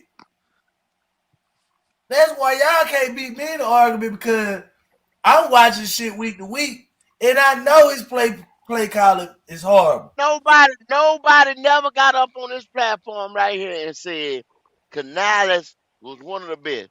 I've always said he was green. He shouldn't have been making the play. He shouldn't have been calling the play, because he needed to be watching the whole. That's what a motherfucking head coach does, manage. You manage Right. your you have So your coordinators, you manage your defense, you manage your offense. Yeah, you got to pull some of them boys, because you might have to pull a defensive player to the side. Evero shouldn't be pulling a defensive player to the side. You know what I'm saying? Or the position coach pulling a defensive player to the side that got it down what you call it. Okay, if you offensive minded and you over there fucking with the offense more than you fucking with the defense, it's gonna be lopsided like this team is. The team lopsided. You got more defensive players. We already allotted more to the offense in the last motherfucking 3 years than the defense in the last 5 years. yeah, but you got to stay. Because the defense was getting back-to-back picks. You got your Brown. You got Back to back Horn. pick. What the fuck you mean back to back pick? When Horn Bro, was drafted. them people gone. That man was drafted 5. That man been in the league 5 years. Almost going on 6. That's what The fuck is you talking about? you didn't hear nothing I said. You got goddamn Bobby Brown and Horn, right? Did they go number 1 in the draft? You talking about Derek Brown and Horn? That was damn Derek near Brown. 6 years. That was damn near 6 years ago, driver. All right, nigga. They went defense, right? Driver. Look at the last number 1 picks we had. Ikem Aquanu, offensive player. Bryce Young, offensive player. Xavier, offensive player. Ted McMillan, offensive player. Oh boy, who ain't in here? Mango, offensive player. That's the last 5 years, bruh. What are we talking about? I ain't saying that they did go with the offense heavy like the picks. I'm telling you that they hit on their first round picks on the defensive side. So they went to try to go to the offensive side. Let me ask you another question then. You know what I'm saying? What third round player for us have just been amazing? Third and fourth round guy. On the defensive side, on wherever. Give me a third rounder that has been lights the fuck out. Give me a third rounder now. I mean, that's their fault. They ain't picking no good picks. They ain't got none. But I don't know what came in was drafted up. If you don't get a first and second round talent around this motherfucker right here, you ain't got shit. So in the last 5 years, we ain't had a first, second round talent on the motherfucking defense. Yeah, but what I'm saying, hold on. But you gotta understand too. That's because nigga, they drafted wrong niggas, nigga. You wanna fault. All right, you gonna say, what end? We drafted the nigga, and then on the other end you wanna say, well, the nigga ain't good. Nigga, they drafted the nigga, he just wasn't good. But what I'm saying, he ain't been that's what I'm going saying. to that defense. You can't say going to that defense. Driver, going to that defense. We haven't drafted a first round talent on that defense in the last 4 to 5 years. Because that's you all hit. I'm saying. I get what you're saying, but I'm telling you why. Because you hit on your last 2 first round draft picks. On defense. That was 6 years ago, nigga. All right, man. You still like, okay, so all right. What Seattle did? Oh, they drafted a left tackle. They drafted a fucking wide receiver, right? That 2 first overall picks, right? And then at least you go back after about 2 years, no more than 3. You go back on the other side of the ball. But they only got number We 2 haven't went to first the other overall side of the pick. ball in 5 years. That's what Seattle did, though. But driver, I'm telling you, Now, see what I'm normally, saying? or They if you're went. gonna be, go ahead. If I ain't they gonna talk. hit, they 6th round picks. It ain't 4th round picks. And all the other picks. But we ain't hit on our 6th and 4th and 3rd rounds. That's on us. They hit on their picks.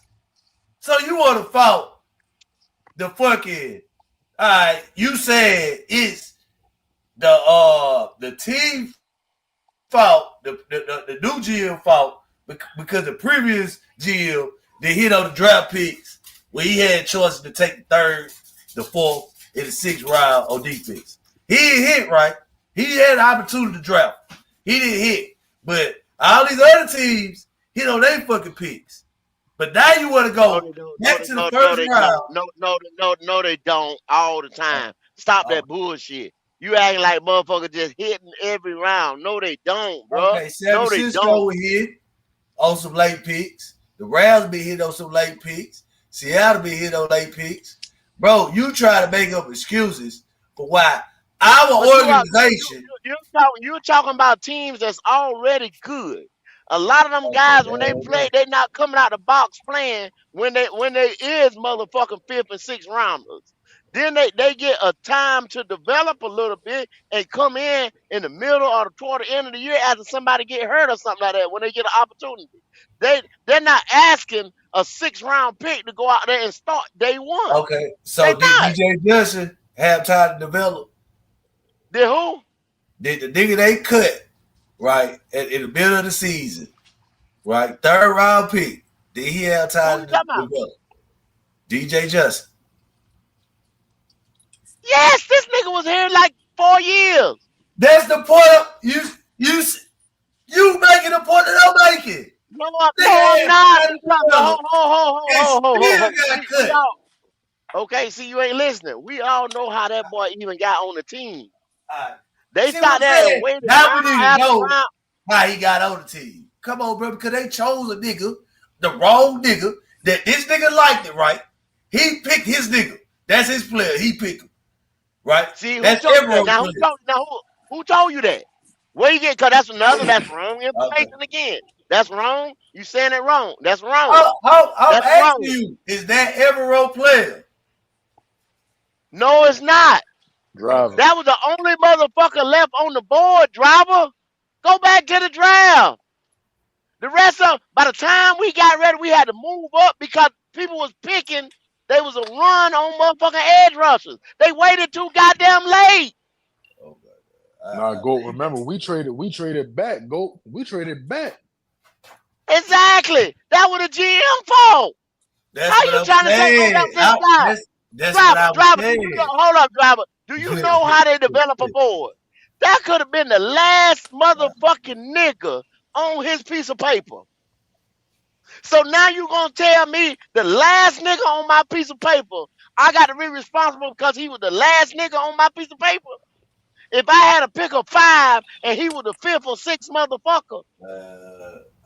Man, go. You so why didn't you give me the first nigga? Why didn't you give me the first nigga that I wrote down? Because we were picking wide receivers. That's the reason why. Niggas, right? They drafted 4th and 5th and 6th round players hit. Right? But you took a nigga the 3rd and say he was the only nigga on the draft board. You see what I'm saying? Go ahead, Trey. Go ahead. Talk to this nigga. Y'all want every pick. Matter of fact, hold up, man. Let me read the real HHENT super chat, man. Cause right now, man, you really frustrating me, driver. You really motherfucking frustrating me, man. Just announced, Drew Outlaw will be throwing at the combine. We appreciate that real HHENT with $2 super chat. So Drew Outlaw is gonna throw, and he's gonna have to throw because he hurt his knee. I think it was a knee injury or whatever. So they need a little bit more on him. So he's gonna have to throw. If he'd have finished the year and this and that shit, he probably want to throw because he'd probably be like the number 2 or number 3 guy coming out the board as a quarterback. But he's gonna have to throw. But go ahead, driver.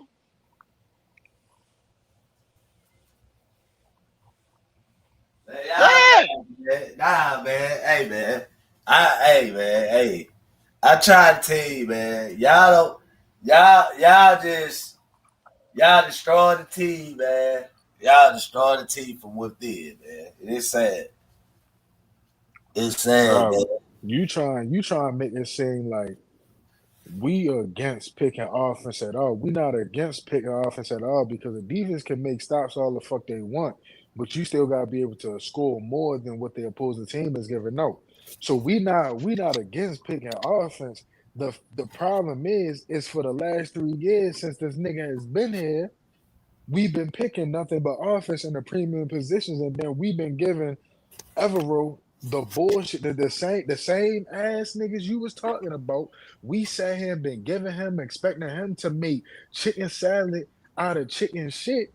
I And agree then with you when though. when we in crunch situations like against the Saints, when the Saints scored 10 points in the last 5 minutes, or we up against the fucking Rams and we can't get a fucking stop. Y'all saying y'all blame him, but y'all not looking at the front office. Y'all gotta look past Dave Canales because yes, he may have some say so in picking an offensive player, but all that comes back on the GM at the end of the day too, because the GM is the one that chooses the player. If you know that you got glaring holes, like for example, we haven't had a linebacker since Luke Kuechly left in 2019. Oh We yeah, in 2026. yeah. We haven't given Derek Brown no defensive tackle next to him to play next to. And he was drafted in 2020. We haven't given JC no safety back there, and he was drafted in 2021. So we haven't had no linebacker. We haven't had a defensive tackle to go next to Derrick Brown. We ain't have a fucking safety. And Lord knows how fucking long. The last decent safety that we had was fucking Eric Reed. And that was And 2018, 2019. he was a strong safety. He wasn't no E- freak. e- He was a strong Exactly. safety. So we not against choosing offense. The problem is that we're putting so much premium draft picks and free agency dollars into offense, and we're not getting a return on our investment. And you can say the same thing on the defense because we signed the Shy Tuttle, we signed a Bobby Brown, we signed a Christian Rosemoon, a Josie Jewell, we signed fucking Treshawn Ward. Niggas know I don't like that motherfucker. We signed Nick Scott. At some point in time, we have to give Evero an opportunity to build his defense to really see what he really was about. Because some of y'all don't even know. Before Evero came here, he was started out to be one of the best defensive coordinators in the whole NFL. And then he came to the Panthers. And then the Panthers ain't gave him shit. And then y'all And he got this done went whole down in the notion. head coach. Yeah. Exactly. And then y'all gave him this notion that he's not a good defensive coach and shit because of the players that he has to coach, from practice squad players, the backup. A lot of these niggas on our defense right now are twos and threes. Some of them is even fucking fours. But y'all Oh yeah, expecting that's him what to I'm make to saying. make to make all this out of nothing. So y'all, we gotta at some point in time, we gotta stop looking at the offense, bro, and we gotta put on the defense because the last two Super Bowls have shown you that defense wins championships. The fucking Eagles annihilated the fucking Chiefs, and the Seahawks annihilated the fucking Patriots. The playoffs has been showing us that defense wins championships. Every fucking team in the playoffs this year, outside of maybe two or three, had top half of the fucking defenses. Two elite defenses. You need a fucking defense. And then we're going up against a Lamar Jackson, a Joe Burrow, a this and a that. And y'all expecting him to roll out there with Nick Scott and Christian Roseboom again and Tashawn Wharton? Nah, ain't nobody expect him to do that shit. Nah, the organization expect that nigga to do that shit. See, that's what I'm saying. That's what I'm saying. Like, I agree. Everything you just said was the total truth, right? Just think about what you just said. Everything you said is on point. Now, if you keep allocating to the offense, like you said, right, and giving a nigga a bullshit niggas on defense, but take it to the consideration what you said. It's the GM who's making these second, third, and fourth round picks who can't hit. So I understand. Why is you steady talking about the third and the fourth round picks though? Bro, a second round pick could be a starter. A third round pick could be a starter. We know that. But you Okay, talking so about the if third, you got a hit, the third through. But look, you talking driver. yeah, You tell me listen, the motherfucker who's sitting there saying, okay, we picking you get down to say we picking certain positions in the third round, right? All right, let's talk about drafting.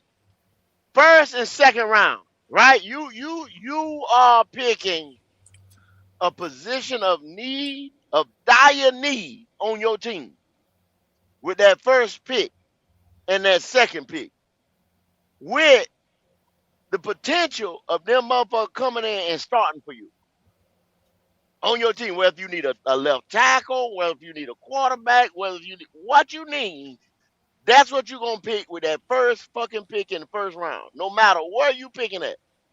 That second pick is gonna be your next dire need. Your third round pick, more depending on where you picking at, once again, is gonna be a guy to say, all right, we got a Taylor Moton who's looking to get up out of here, and we probably gonna replace him with this guy right here. That third round guy, more than likely, you not saying, unless you're a team that's got a bunch of holes. So you saying the Carolina Panthers got a bunch of holes and shouldn't been a playoff team, because if you're looking for a third round player, a third round pick, a third round grade guy to come in and move the needle for you, something ain't right. Something ain't right, bro. And driver, you keep talking about these fourth and fifth rounders hitting and shit. Let's be honest for a second. In modern day, right now, Max Crosby was a fourth rounder for the Raiders. You got fucking Fred Warner from the 49ers. He was a third or fourth rounder. Puka Nakua, he's a receiver. He was a fifth rounder. Receiver is one of the easiest positions that can translate to the NFL.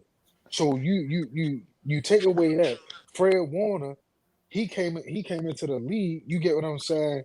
He had time to develop at the same time play, and then and then before that he was even behind somebody. But he probably had like injury. Some of these players that fall in the later rounds that they get are slept on players, or probably players that had injuries or off the field issues, like not to the extent of James Pierce, but you get what I'm saying, like they couldn't stay healthy or academics or some shit like that, so they slip. You Yeah. feel what I'm saying? Sometimes to these later rounds, and the teams is overlooking them. You also gotta look at it like this: Puka Nakua and Fred Warner came from the same school. That's on the West Coast. So while we over this motherfucker sleeping, over there on the East Coast, I mean on the West Coast, they sitting there, they watching. That's an 8 o'clock game for them. They be watching a BYU game. So we over here sleeping, and they still scouting and shit like Right. that. Teddy So they Bruschi already went in the know. third round. Oh, You can hell get good no. players in the third round. Oh, hell no. Oh, hell yes, brother. I can deal with driver. I can't deal with this Potter motherfucker. Tell him again, Six Ring. Oh, You can Lord. get good players later on. But you got to You scout can, though, but you got to scout. That's what he's saying. You got to and scout, man. but that's why I but would driver, say listen though, Sometimes driver. teams That's take what their quarterback in the Goat was first trying to round, and it tell doesn't y'all a work out. couple years ago when Scott Fitterer was here. What the nigga name it? Dan Morgan was the fucking assistant GM in charge of scouting the fifth or Julian seventh round Edelman won in the picks. 7th round. That's my favorite player. That's my guy. So now we got him as our main GM. And he's not hitting on a Jatavion Sanders or fucking Jamie Robinson or fucking Amari Barnos, them type niggas. He not hitting on them. But that's the what I'm problem saying. already been here. Hey, that's all I'm trying to. That's the argument I'm making. Like I'm looking at it like I said, nigga that took tight end, running back. You know, just look at the outfits. You know, they did drafted all these niggas. But in the second, that's what I'm saying, like the third, fourth, or fifth of outfits, these niggas ain't hitting. So what I'm saying is nigga, it ain't necessary to say that, like, it's the, you know what I'm saying, or Everroll, or I'm gonna look at Canales because I feel like Canales is he supposed to came in to be a more of a offensive minded coach. That's why I said I watched this and I was like, bro, he ain't used these niggas right. Like the tight ends, you know what I'm saying? He ain't using them niggas right. He it's a lot of shit, bro. I watched a nigga through, bro, who watched the field with Excel. This nigga threw Excel 3 screens, bro, before week 4. 3 screens before week 4. But So driver, like you I say, gotta. bro, that's him, bro. That's him. That's true, but That's his driver, scheme. if you go back and you listen to what Xavier Leggett said, he to what you're saying is it has some truth to it, but you also have to look at it from the standpoint of he's trying to get him involved, bro. Because with the number one thing that he was supposed to come in and do, he's not doing. And I'm not trying to shit on the quarterback because I don't got shit to say. Excuse me, I don't got shit to say about that nigga no more. But the one thing that he primarily do, the quarterback doesn't do consistently.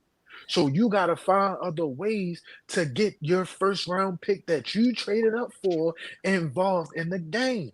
That's why when y'all keep saying y'all keep shitting on Leggett and y'all keep bringing up this whole Coca shit. Yes, Coca might be a better receiver for the Panthers than Xavier Leggett because he has more of a chemistry and Bryce knows where he's going to be at and Coca knows how Bryce likes certain shit, like certain routes ran and stuff like that. That Leggett doesn't have that chemistry with him. So Coca is going to get the second most amount of targets outside of Tech because they got that fucking chemistry. But if you was to sit here and we was to take 2 or 3 deep shots a fucking game, you would get more out of Xavier Leggett. But motherfuckers are so and this ain't even towards you. This towards the motherfuckers that keep slandering the nigga. The more that you use this nigga to the shit that he likes, look at the Atlanta game. Look at how that deep pass down the field opened up the whole fucking game for the Panthers overall and for Xavier Leggett. Xavier Leggett went on for over 100-yard game that game. You gotta use that nigga best to what he's used at. The same with Tech. Tech can catch some passes down the field, but Tech is a short to intermediate route receiver, the same as Coca. So when you know you got a quarterback that's trying to distribute the ball short to intermediately quickly, Tet and fucking Coca is going to get the more share of the carry, the targets, than Xavier Leggett is. But if you was to send Xavier Leggett to a Patrick Mahomes or a fucking Lamar Jackson or Josh Allen that throws the ball down the field and shit, or Matt Stafford, you're going to get more out of Xavier Leggett than what we're getting. So you heard we might not bring Diggs back. Oh my fucking God. What the fuck is this nigga talking about, bro? Yo, why? Yo, yeah. You shouldn't bring Diggs back. He didn't do shit. let me tell You you, should get that. this You should nigga get Drake. is You rich, should get brother. Drake. Rich. You should Get get Drake Drake Ray the Mouse. a bunch of motherfucking young guys out the draft and let them grow with them. He had a That's good what year you though. do. That's the thing, you know. Man, fuck Drake May, man. Why was he here talking about this Say shit, dog? it again, driver. Hey man, Say it again, driver. I know you I guys told would you niggas trade. ain't gonna be able to eat motherfucking apples. Say it again. Say it You again. guys would trade us 3 first-round picks for Drake. Don't Man. hear You that would. shit, man. What talking about this, man? We having Panthers dog laws, man. Bro, I Fuck, don't care fuck if Now the it's we hey, Patriots goddamn style. we Drake Like I screaming, May. infiltrated the Fuck we the dialogue. screaming on the Patriots. tailgate as well. We Yeah, screaming on the fuck tailgate as well. Cleveland. Fuck Boston. Fuck everything Yo, with I that shit. infiltrated this. Like Driver, I'm COVID-19 out here infiltrated the world. I pouring my heart infiltrated the out for this chat. soliloquy, and then he just take 2 seconds and be like, yeah, so you know we might not bring Diggs back. Like, Yeah, man. You know what I'm saying? yo. Nigga over there whole time get shit together, man. This nigga don't give no fuck. He just want to talk about his bullshit ass team. That's right. This nigga gives no fucks, yo. 100%. Whoa. yo, nah, son. Man, y'all the one lost in the fucking Super Bowl. Don't get fucking mad Yes, at we us, did. nigga. Talk about your fucking Yes, problems we and shit, lost. nigga. I Go agree. watch your car by yourself. But now we're gonna get AJ Brown and we're gonna go back. Ah, There's Lord. always moves we make. Robert Kraft always makes the right move. Man, yeah, man. We gon' man. I ain't gonna lie, man. I want the. Six Ring. This is what I really do want, Hold though. on, driver. Hold on, driver. Go Six ahead. Ring. Who told you gonna get AJ Brown? Well, it's a rumor. It's a strong rumor. No, I want to know who in the fuck told you gonna get AJ Brown? The dirt sheets. This nigga right out here with my socks. Do you listen He out to here. ESPN? Or So the you out here Score? lying. You out here lying. Yeah, You don't know it's if $2 you get line. AJ Brown.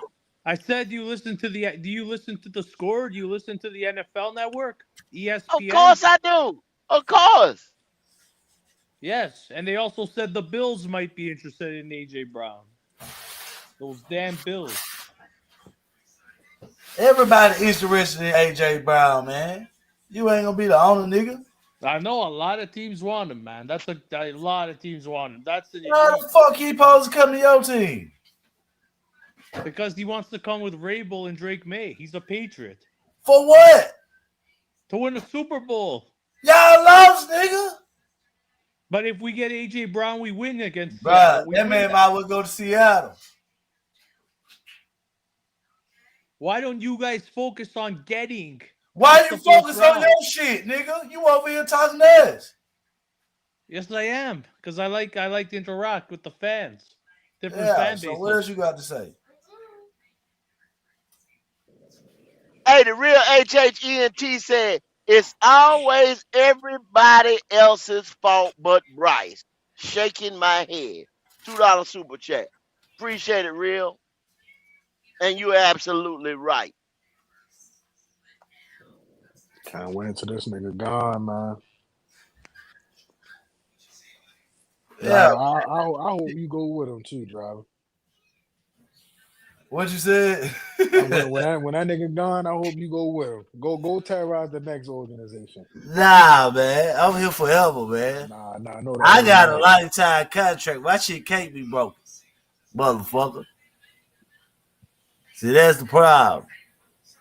I'm the king. See, I told y'all I was gonna find me a new offensive coordinator, but damn, I thought they gonna give me something, give me a new high. See, I see both of these niggas want to be fired. So what I'm gonna do You is, can't get a new offensive coordinator. You just got the same motherfucker. You just yeah, know what I'm saying. So I gotta throw a both different of them away. name. He both they try to play the little, musical chairs. So, yeah, Yeah, that's all. Yeah, but that's They the ran a thing, game though, on your driver. ass. That's all they did. yeah. They ran a game on your ass. Think about it like this, though, driver. Let's say hypothetically, we bring in a new offensive coordinator, right? And some of y'all already got problems with Canales as is. The moment that shit starts to look the same or even worse, that same offensive coordinator that we brought in here is going to be the one that gets fired first.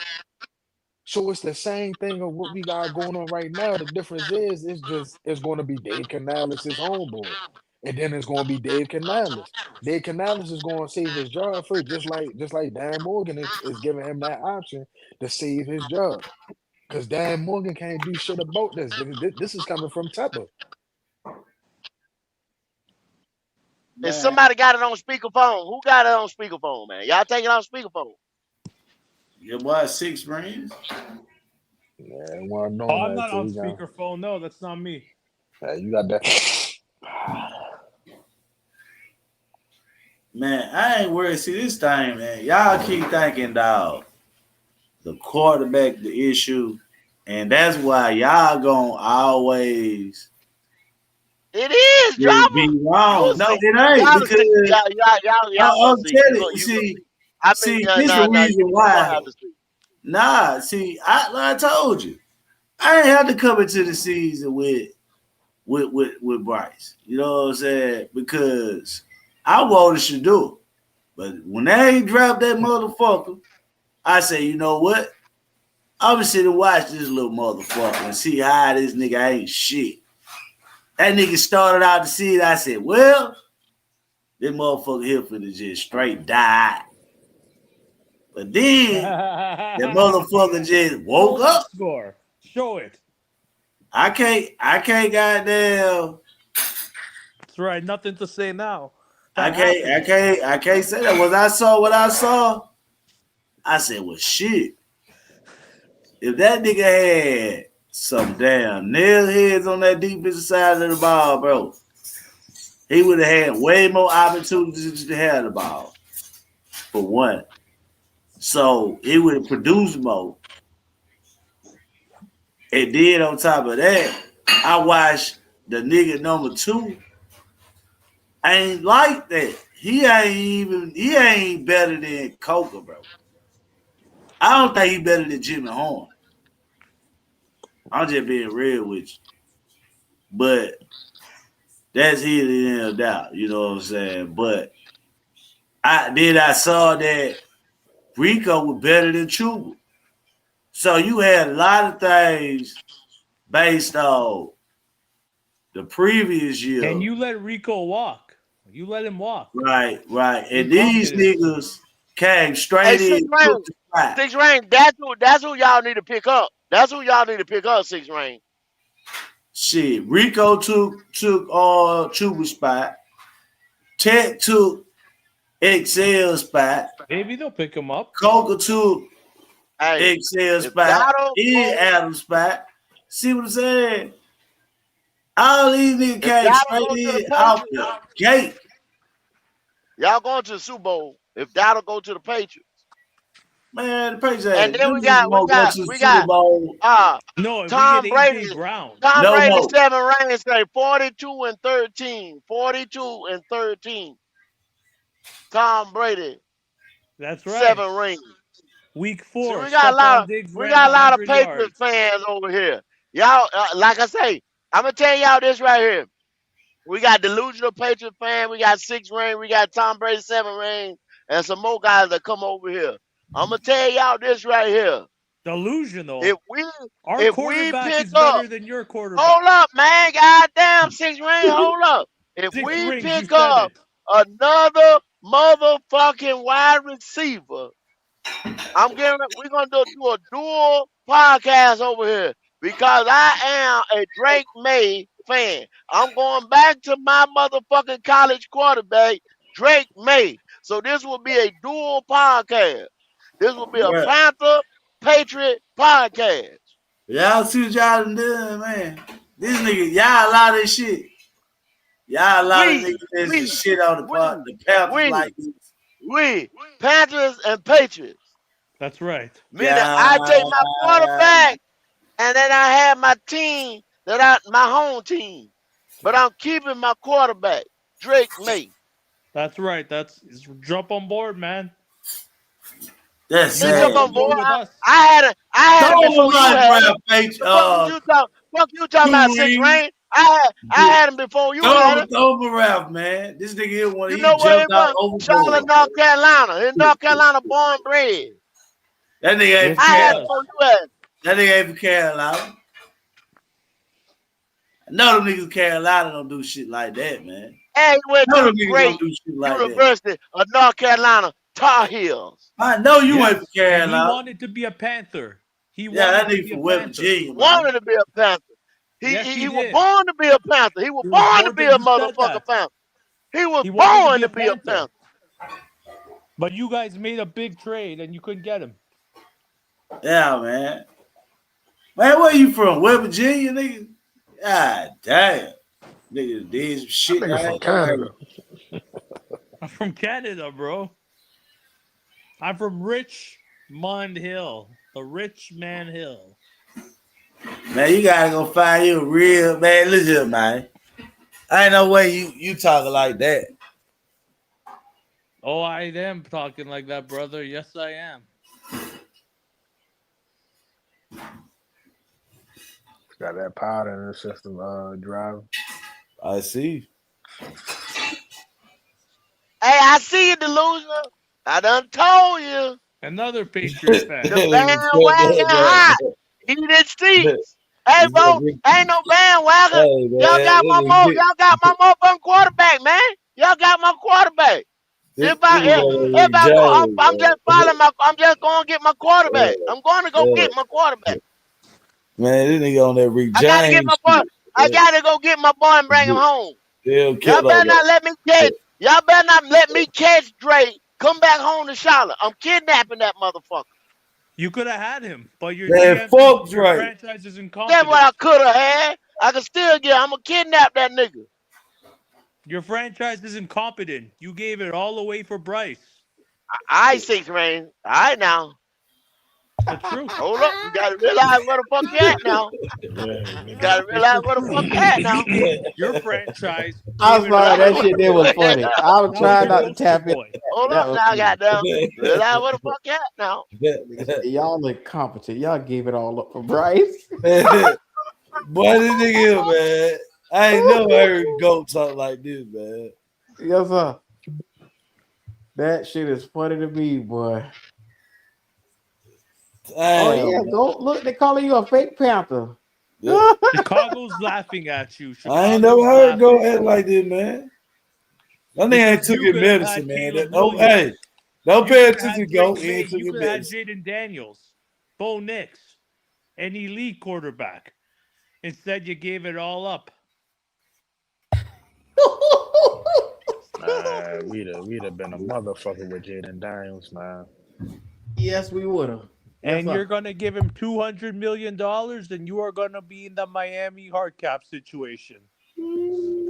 Wait till that extends Now when we your got Bryce, franchise man. changes, Y'all worried man. about Brown. Man, that thing It's going about it, to hurt man. more than when Bryce gonna Adam win that hoe Vinatieri. before Drake May. It's going to hurt more than that Adam Vinatieri field goal. Hey Q, hey Go. Let me ask y'all something. Yeah. So Just like when Vrabel got Man, that you can't cheat your interception. way to Super Bowls no more. God damn, this nigga just get to going, bro. But anyway, you think Drew Adlaw is electing to throw at the combine because he's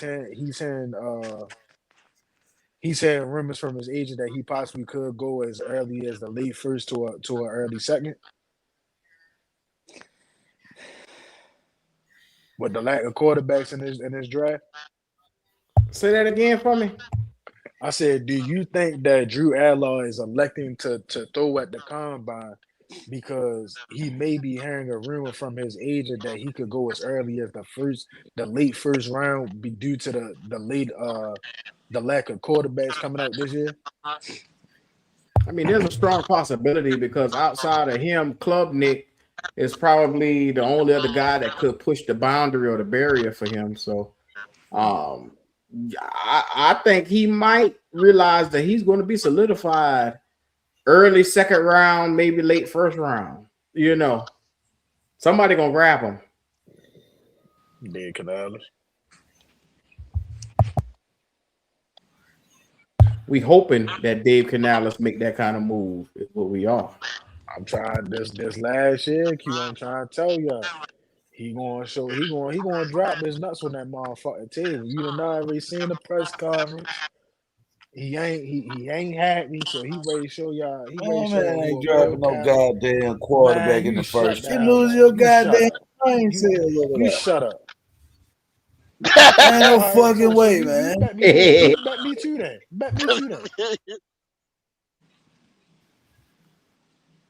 Yeah. Don't get quiet now, nigga. I bet you to tell you that you doing some dumbass shit. Hey, You driver, want there ain't no shit. you wanna hold your pride in your fucking hands. Don't And put talk it to me about pride, sir. Look who you be in the rooting hell. for. You folks ain't been Yeah. nah, You're because dumb. like I Bet the money told then, you, nigga.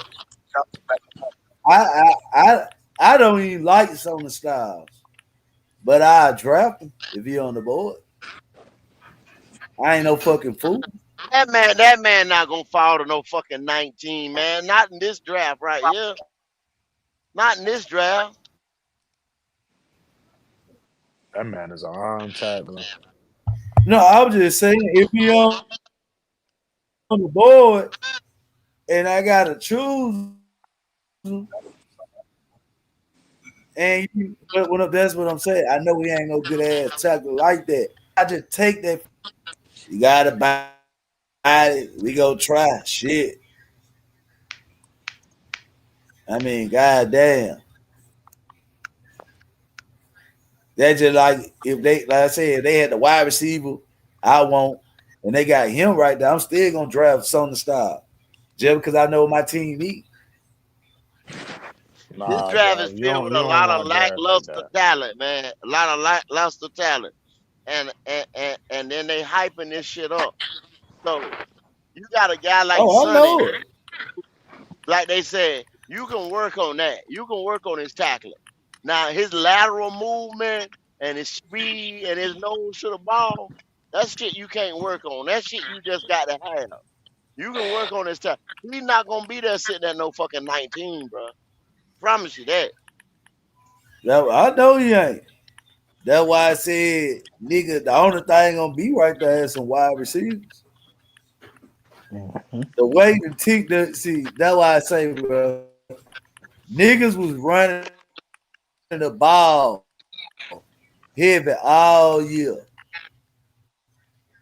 All the good teams was able to get down that field because they had great run game. This probably the most running I done seen in the motherfucking last goddamn 5 years. Probably 10 years. The nigga running that hoe all year. Yep, and the Niggas gonna Panthers get draft a 1,000-yard rusher just walk away for linebackers, nothing. D tackles, and safeties early. Like, goddamn, you got that cornerback, coming out there. He gonna fall. That's why they got him falling the fucking between 12 and fucking 15 and 17, some shit. Cause them niggas going to get hitters. That shit on the edge, that shit don't matter. Them niggas want the motherfucker goddamn. Them niggas got the outside linebackers, D tackles, safety. Then you got So them, you think we gonna draft the outside linebacker or D tackle? You think that? I don't think Us? it's gonna be there. That's what I'm trying to tell you. The player that we need for our team on defense is not gonna be there in the first round. If you Okay take then. that nigga in the first round, which is they talk about CJ Allen, the nigga out of Clemson lip He the one. edge, or the nigga out of Auburn, he ain't shit, edge. All them niggas ain't shit. They second round, third round. It's niggas in the second and third round better than them niggas. They just playing at these big ass schools. So what I'm saying is, at the spot we in, nigga, you jump up. That's why I said you supposed to trade back until somewhere around about 25, 26. Be you some more collateral in the draft with what you got, and draft like that. Because you stick at that spot and you're going to have to take a wide receiver. Because the first, it's going to be probably one or two wide receivers come off that board. One or two early. You still got two. It's still four wide receivers better than 15 players in that draft. Easy. And you can't tell me online. Okay, It's driver. Let easy. me ask you something. Let me ask you something. Let me ask you something. In the position that you just named,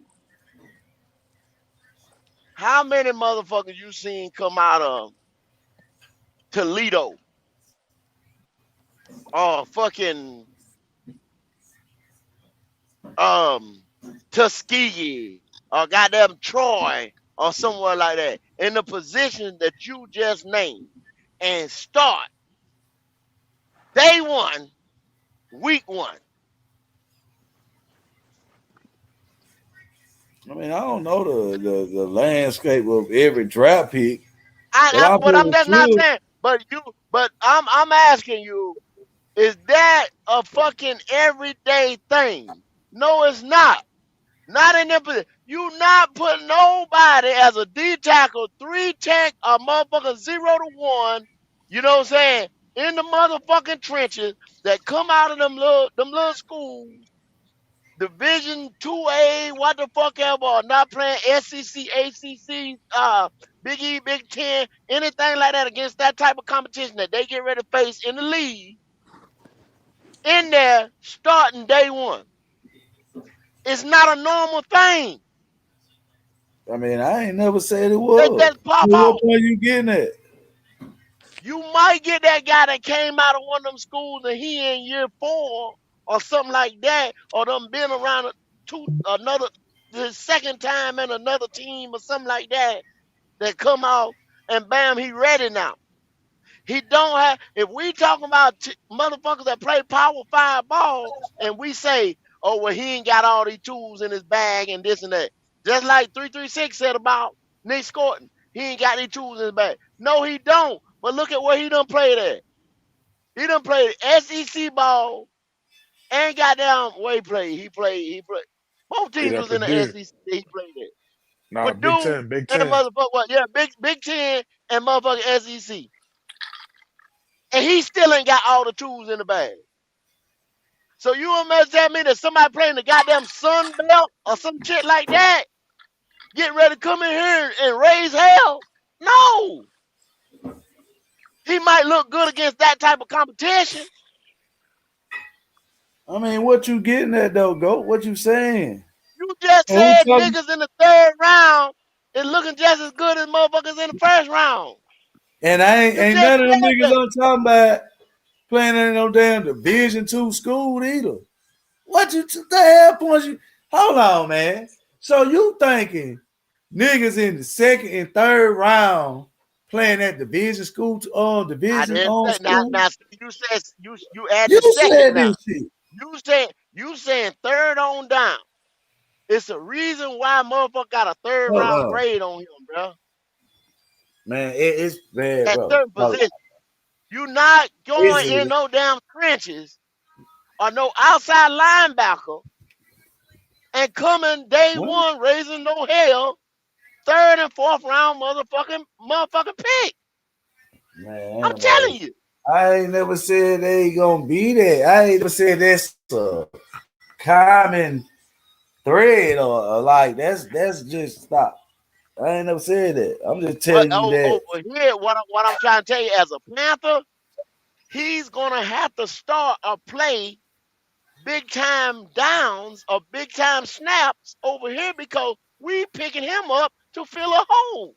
We're not picking him up because we got a dude that's getting ready to leave here in the next 2. We ain't got Fletcher Cox or some goddamn body that we picking his replacement. You understand?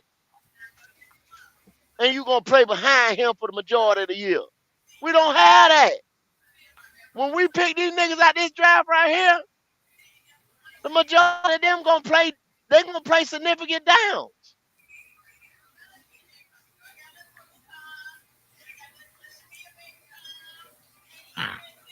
Well, like I say, man.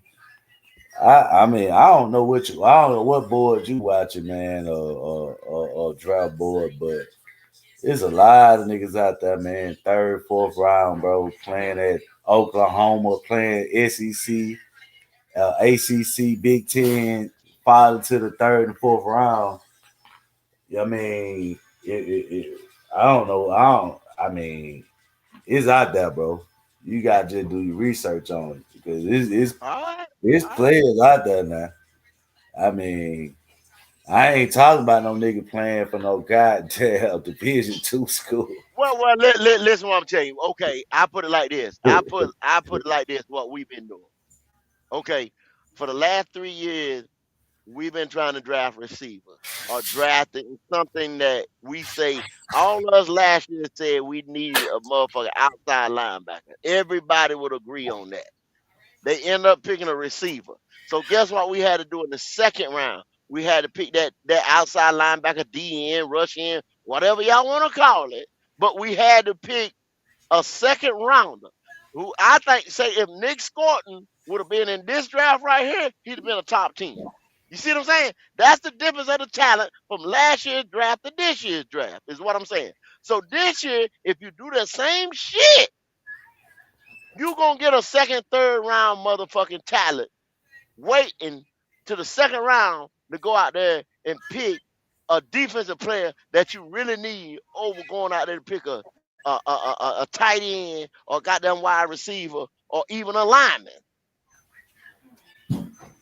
Because the talent drops off this year. The talent has a significant drop off from the first round to the second. That's what I'm saying. I mean, I agree with just talent drop off, but I mean, everybody know this ain't the best draft. One of the best drafts. We just look at taking you take, look at it and getting the best out of what you could use out of it, I guess. But I mean, we still able to get in this draft right here. You should be able to get, some good key role players though. I mean, you in the position we in. That's what I'm saying. We got a chance to get some good key role players now. Ain't a team that they out there trying to pick role players right now. They're trying to get starters. We're not in the position to try to get role players, especially on that defense. We need starters. There's only one opening, 2 openings on defense as a starter though. What openings you see on defense as a starter, go? Well, okay, I'm up the show. I'm gonna do tomorrow morning. I'm getting ready. I'm gonna answer this same question right here. Yeah, I could answer that. We get ready. Well, go ahead and answer it, Q. Right now on this team, the holes at defense, you got 2 openings at D tackle. On the 3-4, you got 1. At the linebacker position, you got 2. Hell, you got damn near 3 open linebacker spots. Exactly. Because you only got 1 in stone with Nick Scotton. Then you're looking at you said 3 safety. You said how many linebackers you got on linebacker? We got 3 openings. In the 3-4, we only got 1 solidified starter in the linebacker room, and that's Nick Scotton. Everybody else is question marks. Trevin Wallace is a question mark. Roseboom ain't coming back. Princely Umayanan may not get a nod to start. So you have question marks there. No true starter. So but he's a starter, right? Who? Trevor Wallace. No, he don't need the man as a true starter. He's not a Mike linebacker like that. When you took the motherfucking green dot from him and then you gave it back, and they say he plays slower with the motherfucker. He struggled all year. That's not a Mike. Mike linebackers don't struggle to pick up on the grasp of what a play is doing.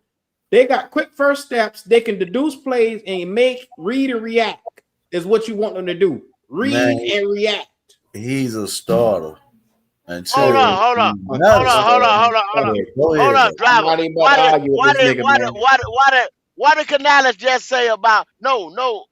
They asked him about Luke Kuechly, who just got inducted to the Hall of Fame. They said this nigga waving his arms, this and that, pointing motherfucking shit out, this and that. He's deducing shit before they snap the goddamn ball. Nigga, I've seen them boys all the time. I send them boys clips of Luke Kuechly. You know what I'm saying? Traffic. He dissecting traffic. He making motherfuckers go this way, that way. Got his blockers in front of him. That's what a Mike does, bro. I'm not sitting here saying that he's one of the best or he's goddamn, the nigga that we finna invest our future in. I'm telling you. Well, what the fuck is he doing out there on the field? That's a waste of time. All right. So what Chuba doing on the field then, nigga? Taking out space. Another waste of time. I know that, but he's a starter though.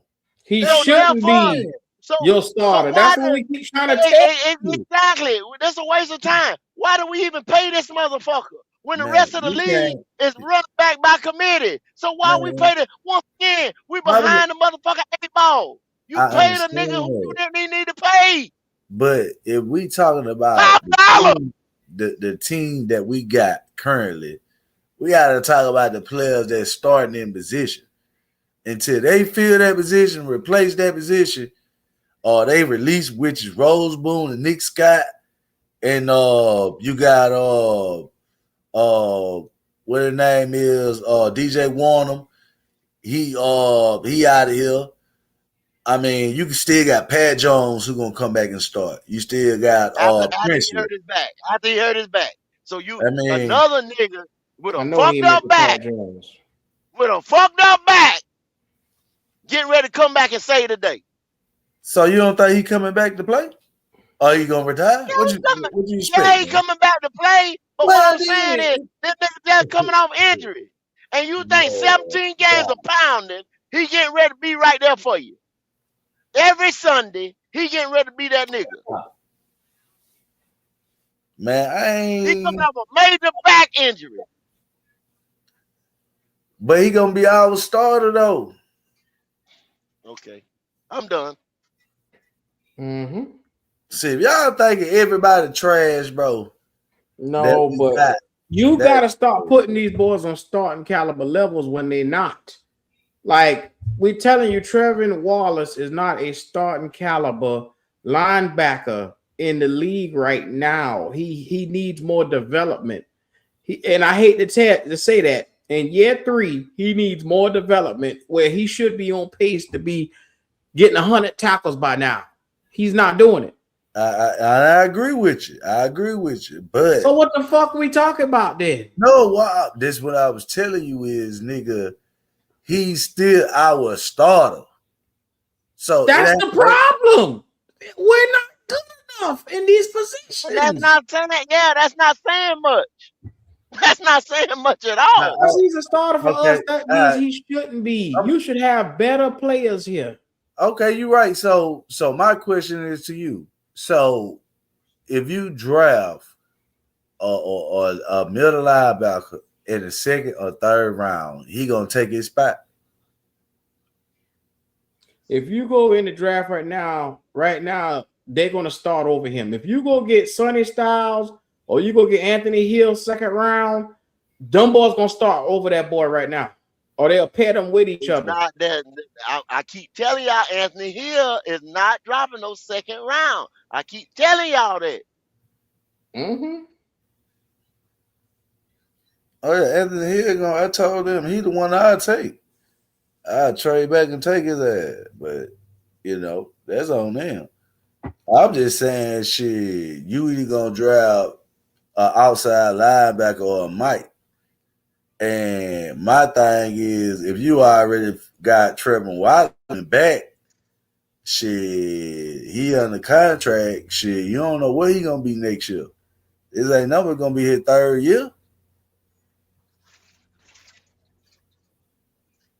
That's what I'm saying. You trying to go off on, you trying to get out. You saying he ain't that, but he's injured. You don't know, I mean, he's not a starter because, he lacked the production. But, I mean, we got to let these picks play out, though. That's just like saying, like I was speaking on earlier, like, shit, bro, all the players that we in draft, them niggas ain't hitting. Because you were just the one talking about draft a wide receiver in the first round and then go in the second round and get a linebacker or go get a this and that. You getting in the key position that you need. You wait another round to go get the motherfucker. You acting like nobody else, other 31 teams ain't looking at these same motherfuckers. Man, y'all ain't hitting on y'all side of the ball, man. Oh, second and third round picks, man. You can't get mad, man. Oh my God, this motherfucker. Princely, he got drafted third round. Bullshit, right? You haven't pulled a player in the draft in 5 years on that Bullshit. side of the ball. What the fuck you think, driver? What the fuck do you think? I guess we're just hanging around here waiting to be picked. Because if that case, we'd have had a fucking linebacker and edge. But y'all, how many first round picks on defense y'all want, man? I just ask you, man. Well, when you keep putting the bitches on the fucking wide receivers, you ain't gonna never get a motherfucker. Well, I'm asking you. They say Can right I at least now. get one? Can I get one? Can I get one? You get one this year. We've been in the top 10. The last What we 5 gotta go years, we've next been in year? the top 10. We picked the offensive player, except for when we gave away our first round pick for the little stinking ass fucking quarterback. Okay, so I'm asking. You get them this year on defense. Next year, where you going with the first round pick? Defense again? So you want 4 first round defense players? Where did I get 4 first round defensive players at? Where did that come from? Where I got 4 hold first on, round? man. Hold on. So you telling me that everybody went advocating for a defensive player last year? Yeah, they was. So if they would have got the defensive player, we would have went off it this year. Then the next year we went back defense. That still would have been 4 defensive players on defense, right? Where you getting 4 defensive players from? You see, he ain't listening. You want 3? I'm breaking it out. So you want 3 defensive players on your team?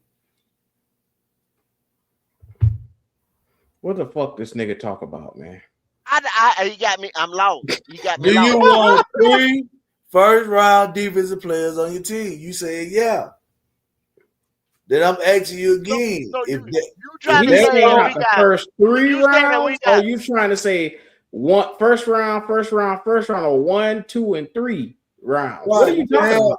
We going defense. No, he's saying totally. Because he's saying we got JC, who's a first rounder, and we got Derek Brown, who's a first rounder. Now I told this motherfucker that was 5 and 6 years ago.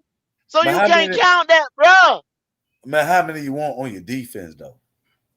Okay. Oh my God. It's 11 starting positions, jackass. Well, tell me the team right now. I'm not talking They about got 4 first round draft picks on the defense. the Eagles. I've that easily. The Eagles. So they got 4 first rounders right now. Jalen Carter.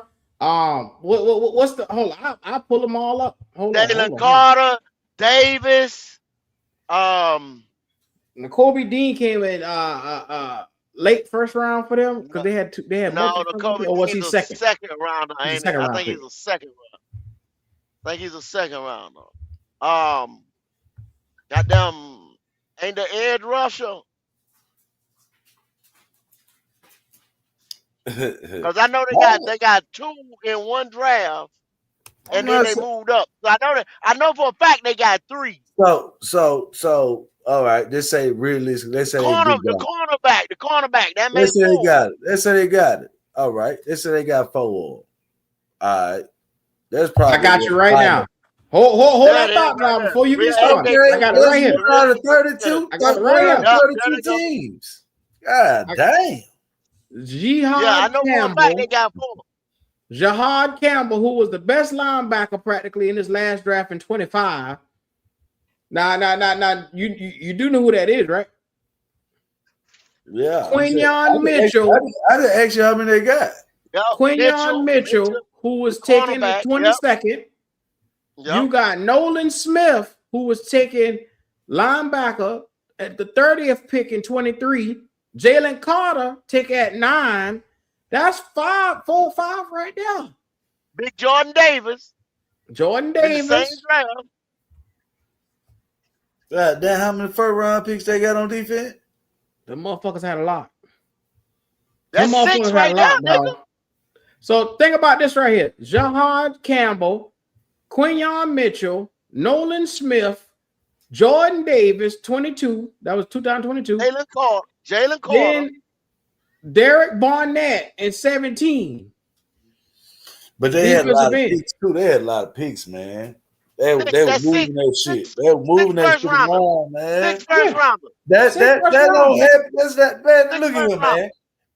How many teams built like that? Everybody can't build a team If you like that. build your motherfucking team and stop bullshitting. Oh, the Texans. Shit, the Bears. The Bears just built a whole goddamn franchise off of us. Yeah, see what I'm saying? Because The Lions. That's what I'm saying. All these teams that The Lions. Oh yeah, because the Lions went defense one year. Yeah. The Lions. Yeah, because they had that With Jerry Jack Goff Campbell, trade. The motherfucking Texans, who they Hayden took the trade Hutchinson, with. So you see and the the point? tackle over that Before motherfucker. we got Bryce Young in this motherfucker, we had enough picks to build this franchise the right fucking way.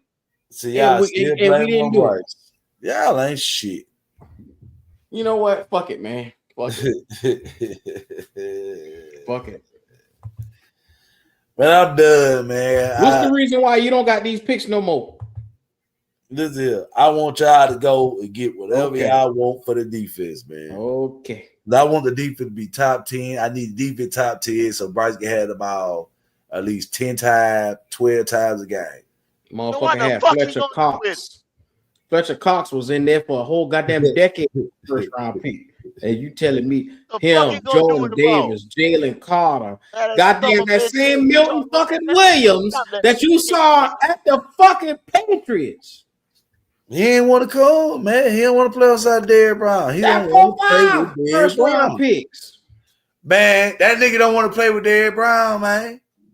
Milton with Derrick Brown would have been devastating. He don't want to play with Derrick Brown. Yes, it would have. Devastating. He don't want to play with. He don't want to play with Derrick. He said he can't play with that boy. That ain't what he said. Use a black ass lie. motherfucking black ass lie. Black ass lie. He don't want to play with that boy. Whole face black ass lie. Play with that motherfucker. Shit. I'm tired of explaining defense to these boys. They don't want to see defense. They just want to see offense. So get I'm the offensive player, man. See, that's what y'all be trying to tell y'all, man. I'm the offensive king. You see what I'm saying? Y'all supposed to be on the defense.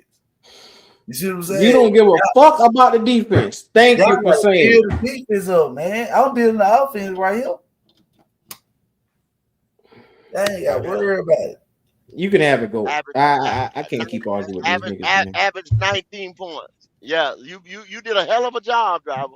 No, I told y'all niggas we got to get rid of Canales because he could play caller bad. Hey, man, it ain't my fault. They went out and got rid of the nigga as the play caller. He had to step down. You did a hell of a job, bro. Hey, you see what I did, didn't I? I wouldn't change the moves, then. I wouldn't have made some moves. Okay. So what y'all gonna do on the defensive end, though, man? Shit. If y'all would have stopped, nigga would have been in the next round, man. But I want y'all to get some help over there, man. It look like y'all need some help. 20. Y'all lacking You it. see what CJ Hill say? 27th ranked defense. Offense. You did a hell of a job, driver. You did a hell of a job. Yeah. It'll be all right, man. I'm gonna get this shit together this year, man. Or somebody getting fired. Just know that. Somebody getting fired. Fire Bryce. Nah, I can't fire him, man. My investment too, man. Our shit, man. Listen, man. What I saw from him, he bought himself at least 2 more years.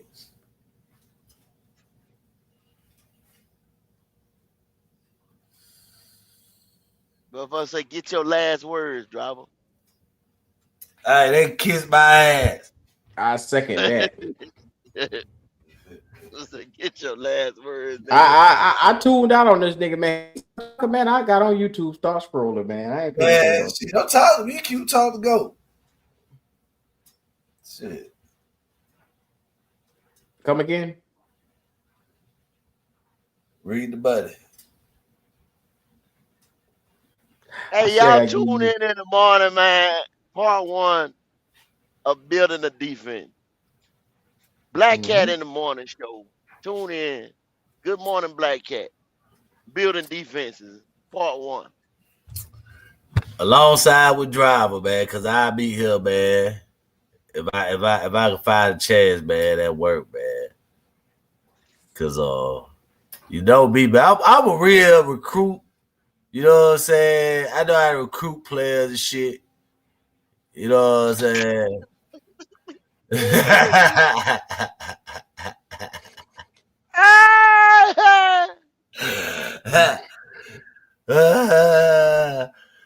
Oh nigga. my goodness.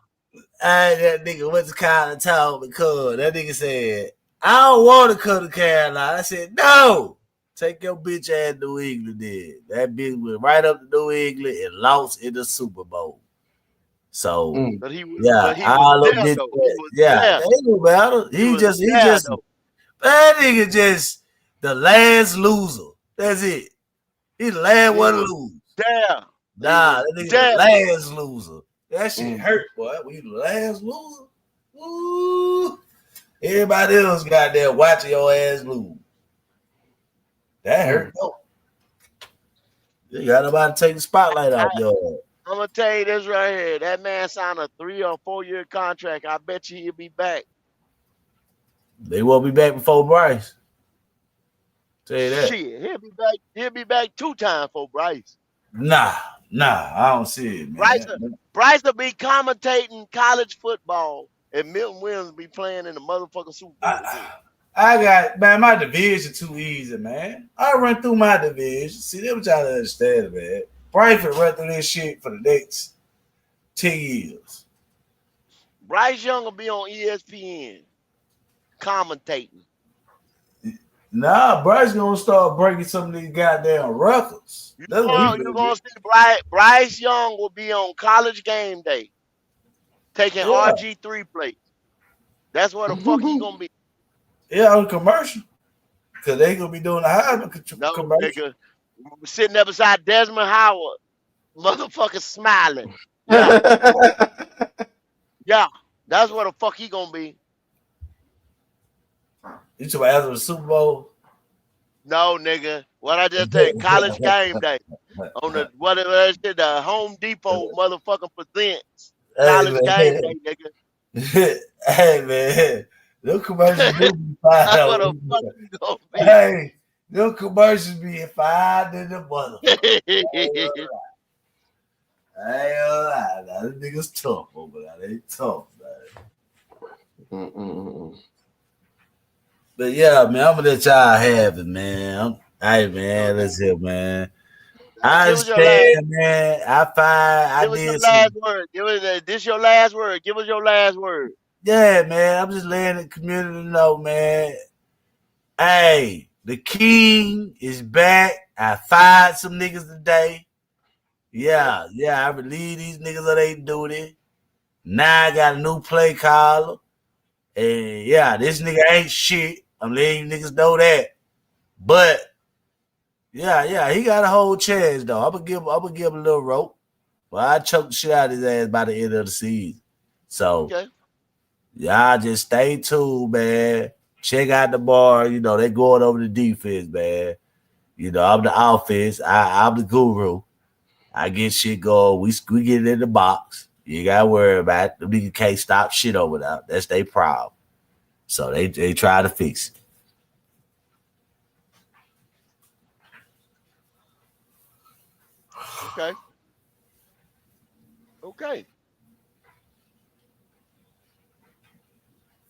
Okay.